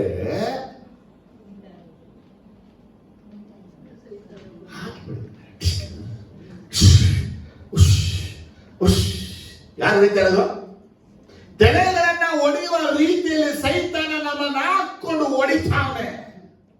ಯಾಕಂದ್ರೆ ಅದು ಪ್ರೂಫ್ ಮಾಡ್ತಾ ಇದ್ದಾನೆ, ನೀನು ಯಾರು ನಿನಗ ಹಿಂದೆ ಬರ್ತೀನಿ ಅನ್ನೋ, ನೀ ಯಾರನ್ನ ನಾಯಕ ಅಂತ ಕರೆದೋ, ಯಾರಿಗೆ ನೀ ಸಿಂಹಾಸನ ಕೊಡ್ತೀನಿ ಅಂದ್ಯೋ, ಯಾರು ನಿನಗೆ ಸಾಯ್ತೀನಿ ಅನ್ನೋ, ಯಾರು ನಿನಗಾಗಿ ಸೆರೆ ಮೇಲೆ ಹೋಗ್ತೀನಿ ಅನ್ನೋ, ಇವ್ರು ಯಾರು ನನಗೆ ಪ್ರೂಫ್ ಮಾಡ್ತೀನಿ ನೋಡು ತಗೋ. ಯಾರು ಅನ್ನಿಸ್ತಾರದು? ಒಂದ್ ದಿನ ನೀವು ಗೋಧಿ ಆಗ್ಬಿಟ್ಟು ತೆನೆಯೊಳಗೆ ಇದ್ಬಿಟ್ಟು ಬಂದು ಗೊತ್ತಾಗುತ್ತೆ. ಆ ಗೋಧಿಗೆ ನಾನು ನಿಜ ಯೋಚನೆ ಮಾಡಿದೆ, ಆ ಗೋಧಿಗಿನ ಹಿಂಸೆ ಯಾರಿಗೂ ಇಲ್ಲ. ಹೌದಾ ಇಲ್ವಾ? ಒಂದು ಫಸ್ಟ್ ಈ ವಿಷಯ ಹೇಳ್ತೀವಿ. ಮೊದಲು ಏನ್ ಮಾಡ್ತಾನೆ? ಚೆನ್ನಾಗೆ ಬಡಿತಾನೆ. ಆಮೇಲೆ ಏನ್ ಮಾಡ್ತಾರೆ? ರೋಡಲ್ಲಿ ಹಾಕ್ಬಿಟ್ಟು ಏನೆಲ್ಲ ಹೋಗ್ಬೇಕು, ಆಮೇಲೆ ಏನ್ ಮಾಡ್ತಾರೆ? ಆಮೇಲೆ ತಗೊಂಡು ತಿರ್ಗಾ ಏನ್ ಮಾಡ್ತಾರೆ? ಕೆಲವೊಂದ ಕೈಯಲ್ಲಿ ಹಾಕೊಂಡು ಉಳಿಸ್ತಾರೆ. ಇದು ಹೊಡಿಯುವಾಗ ಕೆಲವೊಂದು ಮಿಸ್ ಆಗ್ಬಿಡುತ್ತೆ. ನಮ್ಗೆ ಫ್ಯಾಮಿಲಿ ಮಿಸ್ ಆಗ್ಬಿಡೋದು ಒಬ್ರು, ಕೆಲವೊಂದು ಗಾಡಿ ಹೋಗುವಾಗ ಇನ್ನೊಂದು ಕೆಲವು ಮಿಸ್ ಆಗ್ಬಿಡುತ್ತೆ. ಆದ್ರೆ ಕೈಯಲ್ಲಿ ಮಾತ್ರ ಇದರಲ್ಲೇ ಸಭೆಯಲ್ಲಿ, ಕುಟುಂಬದಲ್ಲಿ ಯಾರೋ ಒಬ್ಬರು ಮಾತ್ರ ಸಿಕ್ಕಾಕೊಂಡ್ಬಿಡುತ್ತೆ ಸೇರ ಕೈಯಲ್ಲಿ. ಅವ್ರೊಬ್ಬರನ್ನ ಇಟ್ಕೊಂಡು ಉಚ್ತಾ. ಎಷ್ಟು ಜನಕ್ಕೆ ಅರ್ಥ ಆಗ್ತದಪ್ಪ? ಎಲ್ಲಿದ್ದೀವಿ ನಾವು? ಅವ್ ಮೈಂಡಲ್ಲಿ ಏನಪ್ಪಾ ಅಂದ್ರೆ ಗೋಧಿ ಅಲ್ಲ, ಹೊಟ್ಟೆ. ಒಂದು ಗೋಧಿಗೂ ಒಟ್ಟನ್ನ ಬೇರ್ಪಡಿಸುವಂತ ಈ ಕಾರ್ಯ ನಡೆಯುವಾಗ ಅವನು ಮಾಡುವಂತ ಕಾರ್ಯ ಅಂದ್ರೆ ಅವನು ಒಟ್ಟಿನ ಮೇಲೆ ಗಮನ ಇಡ್ತಾ ಇಲ್ಲ, ಅವನ ಗಮನವೆಲ್ಲ ಗೋಧಿ ಮೇಲೆ. ನಿಮ್ಮ ಮನೆಗೆ ಬರುವಂತ ಗೋಧಿಗಳಲ್ಲಿ ಎಷ್ಟೋ ಗೋಧಿ, ಅರ್ಧ ಗೋಧಿ, ಕಾಳು ಗೋಧಿ, ಮುಕ್ಕಾಲು ಗೋಧಿ ಎಲ್ಲ ಬರುತ್ತಲ್ಲ. ಯಾಕೆ ಹಿಂಗ್ ಬಂತು ಯೋಚನೆ ಮಾಡಿದ್ರ? ಯಾಕೆ ಬಂತು? ಯಾರಾದ್ರೂ ಗೋಧಿನ ಹಿಂಗೆ ಪೌಡರ್ ಮಾಡ್ಕೊಡ್ತಾರ? ಯಾಕೆ ಹಿಂಗ ಆಗ್ತಾ ಇದೆ? ಗೋಧಿ ನುಚ್ಚು ಸಿಗ್ತಾ ಇದೆ, ತಗೋತೀವಿ ನಾವು. ಗೋಧಿ ನುಚ್ಚು ಮಾಡೋದೇ ಬೇರೆ, ಗೋಧಿ ನುಚ್ಚು ಸಿಗೋದೇ ಬೇರೆ ಇಲ್ವಾ? ಹಾಗಾದ್ರೆ ಆ ಗೋಧಿಗಳಿಗೆ ಏಟು ಜೋರಾಗಿ ಇಲ್ಲ ಮಿಸ್? ಅಷ್ಟಕ್ಕೆ ಆ ಗೋಧಿನ ನಾವು ಮೂಟೆಗೆ ಹಾಕಿ, ಅವನ್ ಇವನ್ ಎತ್ತಿ, ಅವನ್ ಕೆಳಗೆ ಹಾಕಿ, ಇವನ್ ಕೆಳಗೆ ಹಾಕಿ, ಇವನ್ ಎತ್ತಿ, ಅವನ್ ಕೆಳಗೆ ಹಾಕಿ, ಇವನ್ ಎತ್ತಿ, ಎಷ್ಟರ ಕೆಳಗೆ ಮೇಲೆ ಬರುತ್ತೆ ಅಮ್ಮ, ಎಷ್ಟರ ಕೆಳಗೆ ಮೇಲೆ ಬರುತ್ತೆ ಮೂಟೆಯಲ್ಲಿ. ನಾವು ಮೇಲೆ ಎತ್ತೀವಿ, ಬೀಳ್ತೀವಿ, ಮೇಲೆ ಹೋಗ್ತೀವಿ, ಕೆಳಗೆ ಬೀಳ್ತೀವಿ, ಮೇಲೆ ಹೋಗ್ತೀವಿ, ಕೆಳಗೆ ಬೀಳ್ತೀವಿ, ಮೇಲೆ ಹೋಗ್ತೀವಿ, ಕೆಳಗೆ ಬೀಳ್ತೀವಿ, ಮೇಲೆ ಹೋಗ್ತೀವಿ, ಕೆಳಗೆ ಬೀಳ್ತೀವಿ. ಅಷ್ಟಿಗೆ ಮುಗಿತಾ ಗೋಧಿ? ಅದನ್ನ ನಾವು ಹೋಗಿ ಅಂಗಡಿಯಲ್ಲಿ ತಗೊಂಡ್ಬಂದು ಮನೇಲಿ ಕೆಳಗೆ ಹಾಕ್ತೀವಿ. ಇವತ್ತಿನ ಗೋಧಿನ ಮರ್ಯಾದೆ ಇಡಿ, ಆಯ್ತಾ? ಆ ಗೋಧಿನ ನಾವೇನ್ ಮಾಡ್ತೀವಿ? ಇಂಟೆಲಿಜೆಂಟ್ಗಳು ನೀರ್ ಹಾಕಿ ಸ್ಟಾರ್ಟ್ ಮಾಡ್ತೀವಿ. ನೆಕ್ಸ್ಟ್ ನಾವು ಗೋಧಿಲಿ ಏನಿರುತ್ತೆ? ಧೂಳು ಅಂತೇಳಿ ನೀರ್ನ ಹಾಕಿ ನೀರಲ್ಲಿ ನೆನೆಸ್ತೀವಿ. ಅದಕ್ಕೆ ಅವಾಗ ನಾವು ಕೋಮಾ ಹಾಕೊಂಡು ಹೋಗ್ತೀವಿ. ಹಾರ್ಟ್ ಕೆಲಸ ಮಾಡ್ತಲ್ಲ, ಕಿಡ್ನಿ ಕೆಲಸ ಮಾಡ್ತಲ್ಲ. ಯಾಕೆ? ಗೋಧಿ ಯಾವ್ದ್ರಲ್ಲಿದೆ? ಈಗ ನೀರೊಳಗಿದೆ. ಅಷ್ಟೇ ಬಿಟ್ಬಿಡ್ತಾರ? ಆ ಗೋಧಿನ ತೆಗೆದು ಬಟ್ಟೆ ಮೇಲೆ ಹಾಕಿ ಸೂರ್ಯನ ಬೆಳಗ್ಗೆ ಬಿಡ್ತಾರ. ನೋಡಿ ಆ ಸೂರ್ಯನ ಶಾಖ, ಆ ಗೋಧಿ ಒಳಗೋ ತನಕ ಸೂರ್ಯ ಬಿಸಿಲಲ್ಲೇ. ಇದೇ ಶೋಧನೆ, ಬಿಸಿಲಿನ ಇಷ್ಟ ಆದ್ಮೇಲೆ ಮೇಲೆ ಹೋಗಿ ತಗೊಂಡು ಎಲ್ಲ ಹೊಡೆದು ಎಲ್ಲ ತಂದು ಮೂಟೆಗೆ ಹಾಕೊಂಡು ಸೀದಾ ಮಿಷಿನ್ಗೆ ಹೋಗ್ತೀವಿ. ಮಿಷಿನ್ಗೆ ಹೋಗ್ಬಿಟ್ಟೆ ಅವನೇನ್ ಮಾಡ್ತಾನೆ, ಮಗನೇ ಒಂದೇ ಸಾಕಿ ಪೌಡರ್ ಮಾಡ್ತೀವಿ, ಮಿಷಿನ್ಗೆ ಕರೆಂಟ್ ಎಲ್ಲ ಕೊಟ್ಬಿಡ್ತಾನೆ ನಮ್ಗೆ. ಪೌಡರ್ ಆಗ್ಬಿಟ್ರು ಎಷ್ಟು ಜನಕ್ಕೆ ಅರ್ಥ ಆಗ್ತಾ ಇದೆ? ಒಂದು ಗೋಧಿ ಹಿಟ್ಟನ್ನ ನಾವು ತಿನ್ನುವಂತ ಪ್ರೋಸೆಸಿಂಗ್ ಏನಿದೆಯೋ, ನಾನೊಬ್ಬ ಯೇಸುವನ್ನ ನಂಬಿದ್ದೀನಿ ಅನ್ನೋದು ಪ್ರೋಸೆಸಿಂಗ್ ಸೈತಾನ ನನ್ನ ದೇಹದಲ್ಲಿ, ಆತ್ಮದಲ್ಲಿ, ಪ್ರಾಣದಲ್ಲಿ ಭಯಂಕರ ಕ್ರಿಯೆಗಳನ್ನ ಮಾಡ್ತಾನೆ. ಅದಕ್ಕೆ ನಮ್ಮಿಂದ ಸಹಿಸ್ಕೊಳಕ್ಕಾಗದಂತ ನೋವು, ಸಹಿಸ್ಕೊಳಕ್ಕಾಗದಂತ ಬಾಧೆ, ಎಲ್ಲಾ ಕಡೆ ಹಿಂಸೆ, ಶೋಧನೆ, ಪರಿಶೋಧನೆ, ವೇದನೆ, ಇಕ್ಕಟ್ಟು, ಬಿಕ್ಕಟ್ಟು, ಅನ್ನ ಇಲ್ಲ, ವಸ್ತ್ರ ಇಲ್ಲ, ಬಟ್ಟೆ ಇಲ್ಲ, ಹೆಂಡತಿ ಇಲ್ಲ, ಮಗ ಇಲ್ಲ, ಮಗಳಿಲ್ಲ, ಅವರಿಲ್ಲ, ಒಂಟಿತನ, ತಲೆನೋವು, ಬಾಧೆಗಳು. ಅಯ್ಯೋ ನಿದ್ರೆ ಬರ್ತಾ ಇಲ್ಲ, ಎದೊಳಕ್ಕಾಗ್ತಲ್ಲ, ಕೂರಕ್ಕಾಗ್ತಲ್ಲ, ನಿಲ್ಲಕ್ಕಾಗ್ತಲ್ಲ, ನಡೆಯಕ್ಕಾಗ್ತಲ್ಲ, ಯೂರಿನ್ ಬರ್ತಾ ಇಲ್ಲ, ಮೋಷನ್ ಬರ್ತಾ ಇಲ್ಲ, ಕಿವಿ ಕೇಳ್ತಲ್ಲ, ಕಣ್ ಕಾಣ್ತಾ ಇಲ್ಲ. ಯೇಸು ತಾನೇ ನಂಬಿ ಭಕ್ತಿಯಿಂದ ಇರುವಾಗ ನಿಮ್ಗೆ ಯಾಕೆ ಇದಲ್ಲ ಅಂದ್ರೆ, ಇದು ಯೇಸು ನಂಬಿರುವಂತದಲ್ಲ, ಇದು ನರಕಕ್ಕೆ ಬರುವಂತದ್ದು ಅಂತ ಯಾರು ಹೇಳ್ತಾನೆ? ಎಷ್ಟು ಜನಕ್ಕೆ ಅರ್ಥ ಆಯ್ತಪ್ಪ? ಬಲೆ ಚೆನ್ನಾಗಿ ಜೋರಾಗಿ ಹೇಳಿ. ಇದೇ ದೇವ ಮಕ್ಕಳಿಗೆ ಬರುವ ದೊಡ್ಡ ಅಪಾಯ. ಅದರ ಗೋಧಿನ ನೀವು ತಕೊಂಡು ನಿಮ್ಮ ಜೀವನವನ್ನ ಯೋಚಿಸಿಕೊಳ್ಳಿ. ಸಾಕು, ಇವತ್ತಿಷ್ಟು ಸಾಕು. ನೆಕ್ಸ್ಟ್ ವೀಕ್ ಬೇಕಾದ್ರೆ ಹೇಳ್ತೀನಿ. ನೆಕ್ಸ್ಟ್ ಪಾಯಿಂಟ್ ಸ್ಟಾರ್ಟ್ ಮಾಡಿದ್ರೆ ಇನ್ನು 1 hour ಬೇಕು. ಎಪಿಸೋಡ್ ಮುಗಿಸ್ತೀನಿ.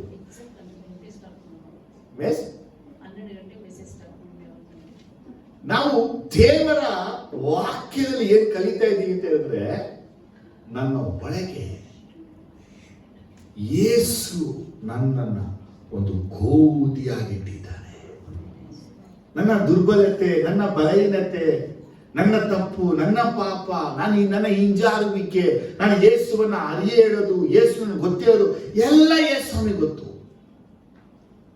ಆದ್ರೂ ನನ್ನ ಜೀವನದಲ್ಲಿ ಸೈತಾನ ಏನ್ ಮಾಡಲ್ಲ, ಬಿಡಲ್ಲ. ನಿಮ್ಮ ಮನೆ, ನಿಮ್ಮ ಕುಟುಂಬ, ನಿಮ್ಮ ಕೆಲಸ, ನಿಮ್ಮ ವ್ಯಾಪಾರ, ಎಲ್ಲ ಕಡೆಗಳಲ್ಲಿ ನಿಮ್ಮ ಹಿಂದೆನೇ ಇರ್ತಾನೆ. ಏನಕ್ಕೆ ಇರ್ತಾನೆ ಗೊತ್ತಾ? ನೀವು ಯಾರು ಅಂತ ದೇವರಿಗೆ ತೋರ್ಸಕ್ಕಾಗಿ. ಅದಕ್ಕೆ ಒಂದು ವಿಚಾರ ಹೇಳ್ತಾ ಇದ್ದೀನಿ, ಯಾವ ವೇಳೆಯಲ್ಲೂ, ಯಾವತ್ತಲ್ಲೂ, ಯಾವ ಸಮಯದಲ್ಲೂ ಸುಮ್ಮನೆನು ನನಗೆ ಯೇಸು ಬೇಡ, ನಾನು ಯೇಸು ಬಿಟ್ಬಿಡ್ತೀನಿ, ನನಗೆ ಯೇಸು ಇಷ್ಟ ಇಲ್ಲ, ಸಭೆ ಸರಿ ಇಲ್ಲ, ಚರ್ಚೆ ಸರಿ ಇಲ್ಲ, ಯೇಸುನೇ ಸರಿ ಇಲ್ಲ ಅಂತೇಳಿ ನಿಮ್ಮ ಬಾಯಲ್ಲಿ, ನಿಮ್ಮ ಮನಸ್ಸಲ್ಲಿ, ನಿಮ್ಮ ಯೋಚನೆಯಲ್ಲಿ ಅನ್ಕೊಳ್ಬೇಡಿ, ಹೇಳ್ಬೇಡಿ. ಆಮೇಲೆ ನಿಮಗೆ ಬಾಧೆಗಳು ಬರ್ತಾ ಇದೆಯೇ ಯೇಸುಸ್ವಾಮಿ ಗೊತ್ತು. ನಿಮ್ ಕಷ್ಟಗಳು ಬರ್ತಾ ಇರೋದು ಯೇಸುಸ್ವಾಮಿ ಗೊತ್ತು. ನಿಮ್ ಶೋಧನೆ ಬರ್ತಾ ಇರೋದು ಯೇಸುಸ್ವಾಮಿ ಗೊತ್ತು. ನಿಮ್ ವೇದನೆ ಬರ್ತಾ ಇರೋದು ಯೇಸುಸ್ವಾಮಿ ಗೊತ್ತು. ನೀವು ಹೊಡೆತ ಬೀಳೋದು ಯೇಸುಸ್ವಾಮಿ ಗೊತ್ತು. ನಿಮಗೆ ಪೆಟ್ಟು ಬಿದ್ದಿದ್ದು ಯೇಸುಸ್ವಾಮಿ ಗೊತ್ತು. ನಿಮಗೆ ಗಾಳಿ ಬೀಸಿದ ಯೇಸುಸ್ವಾಮಿ ಗೊತ್ತು. ನಿಮ್ಮನ್ನ ಬಡ್ದಿರೋದು ಯೇಸುಸ್ವಾಮಿ ಗೊತ್ತು. ನಿಮ್ಮ ಮೇಲೆ ಏನೆಲ್ಲ ಹೋಯ್ತು ಅದೆಲ್ಲ ಯೇಸುಸ್ವಾಮಿ ಗೊತ್ತು. ನೀವು ಕೆಳಗೆ ಬಿದ್ದಿದ್ದು, ಮೇಲೆ ಎದ್ದಿದ್ದು, ಕೆಳಗೆ ಬಿದ್ದಿದ್ದು, ಮೇಲೆ ಎದ್ದಿದ್ದು ಎಲ್ಲವೂ ಯೇಸುಸ್ವಾಮಿ ಗೊತ್ತು. ಆ ಸಮಯಗಳಲ್ಲಿ ನಿಮ್ಮ ಬಾಯಲ್ಲಿ, ನಿಮ್ಮ ಮನಸ್ಸಲ್ಲಿ, ನಿಮ್ಮ ಯೋಚನೆಯಲ್ಲಿ ಒಂದು ಸಲ ಹೇಳ್ಬಿಡಿ, ನನಗೆ ಯೇಸು ಬೇಡ. ಯಾಕೆ? ಯೇಸುಸ್ವಾಮಿ ಸಿಂಹಾಸನ ಕುಳಿತುಕೊಂಡು ನೀವು ನ್ಯಾಯ ತೀರ್ಪು ಮಾಡುವಿರಿ ಅಂತ ಹೇಳಿದ್ರಲ್ವಾ? ಮಾಡಲ್ಲ ಅವರು? ಆದ್ರೆ ಯೇಸುಸ್ವಾಮಿ ನಿಮಗೆ ಸಿಂಹಾಸನ ಕೊಡ್ತೀನಿ ಅಂತ ಯೇಸು ಒಂದ್ಸಲ ಹೇಳದ ಮೇಲೆ ಇವ್ರು ಏನ್ ಮಾಡ್ಕೊಳಕ್ಕಾಗುತ್ತೆ? ಜೋರಾಗಿ ಹೇಳಿ. ಅವನು ಏನೆಲ್ಲ ಪ್ರಯತ್ನ ಪಡ್ತಾನೋ, ಅವನೇನೆಲ್ಲ ಯೋಚನೆ ಆಗ್ತಾನೋ, ಅವನೇನೆಲ್ಲ ಸಂಕಲ್ಪ ಮಾಡ್ತಾನೋ, ಏನೆಲ್ಲ ಉದ್ದೇಶ ಇಟ್ಟಿರ್ತಾನೋ, ಅವನ ಪ್ಲಾನ್ ಗಳನ್ನ ಡಿಸ್ಟ್ರಾಯ್ ಮಾಡಕ್ಕೆ ನಮ್ಗೆ ಒಂದೇ ಒಂದು ಮಾತು ಸಾಕು. ಎರಡೇ, ನನಗೆ ಯೇಸು ಸಾಕು. ಏನ್ ಹೇಳ್ಬೇಕಮ್ಮ? ರೋಗ ವಿಪರೀತವಾಗಿದ್ದಾಗ ಯೇಸು ಸಾಕು. ನೀವು ಸಾಯ ಪರಿಸ್ಥಿತಿ, ನನಗೆ ಯೇಸು ಸಾಕು. ಏಸು ಬಿಟ್ಬಿಡು, ಏಸು ಬೇಡ, ನಿಂಗೆ ಏಸು ಅವಶ್ಯಕತೆ ಇಲ್ಲ. ನನಗೆ ಏಸುನೇ ಬೇಕು, ನಾನು ಯೇಸುವನ್ನ ಪ್ರೀತಿಸ್ತೀನಿ, ನಾನು ಯೇಸುವನ್ನ ಪ್ರೀತಿಸ್ತೀನಿ. ನಿಮ್ಮ ಬಾಯಲ್ಲಿ ಇಂಥ ಮಾತುಗಳು ಯಾವಾಗಲೂ ಒಳ್ಳೆ.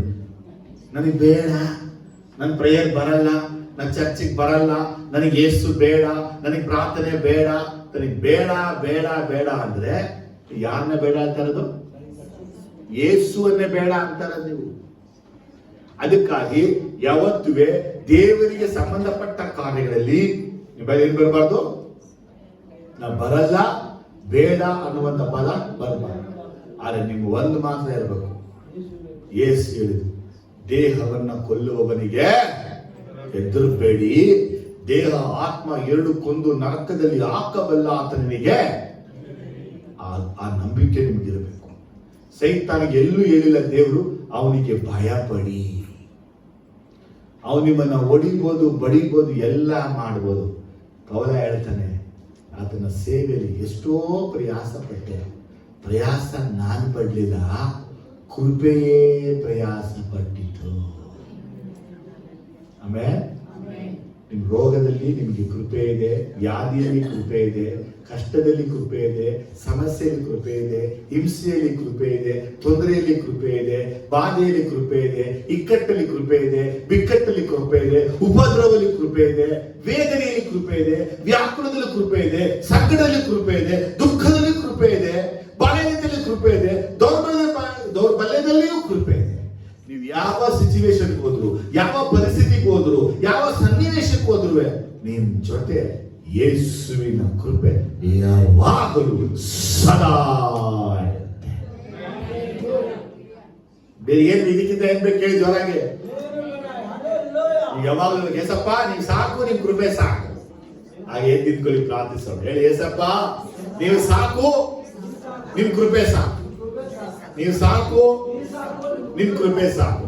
ಎಲ್ಲ ಕೈಗಳ ಮೇಲೆ ಎತ್ತಿಕೊಂಡು ಒಂದು ಪ್ರಾರ್ಥನೆ ಮಾಡೋಣ. ಎಲ್ಲ ಪ್ರಾರ್ಥನೆ ದೇವ್ರ ಜೊತೆ ಮಾತಾಡಿದ. I have the most confident. ನಮ್ಗೆ ದೇವ್ರ ಮೇಲೆ ಬಹಳ ಭರವಸೆ ಇದೆ. ಯೇಸಪ್ಪನನ್ನ ಹಾಕ್ಕೊಳ್ಳು. ನಿಮ್ಮ ಮೈಂಡಲ್ಲಿ ಯಾವಾಗಲೂ ಯೇಸಪ್ಪನ ಹಾಕ್ಕೊಳ್ಬೇಕು, ಯೇಸಪ್ಪನ ನಂಬಬೇಕು, ಯೇಸಪ್ಪನ ವಿಶ್ವಾಸಿಸಬೇಕು, ಯೇಸಪ್ಪನ ಮೇಲೆ ನಂಬಿಕೆ ವಿಶ್ವಾಸ ಇಡಬೇಕು, ಯೇಸಪ್ಪನ ಬಿಡಬಾರ್ದು, ಯೇಸಪ್ಪನ ಅಗಲಬಾರ್ದು, ಯೇಸಪ್ಪನ ತ್ಯಜಿಸಬಾರ್ದು, ಯೇಸಪ್ಪನ ಬಿಡುವಂತ ಮನಸ್ಸು ನಿಮ್ಗೊಬ್ಬರಿಗೂ ಇರಬಾರ್ದು.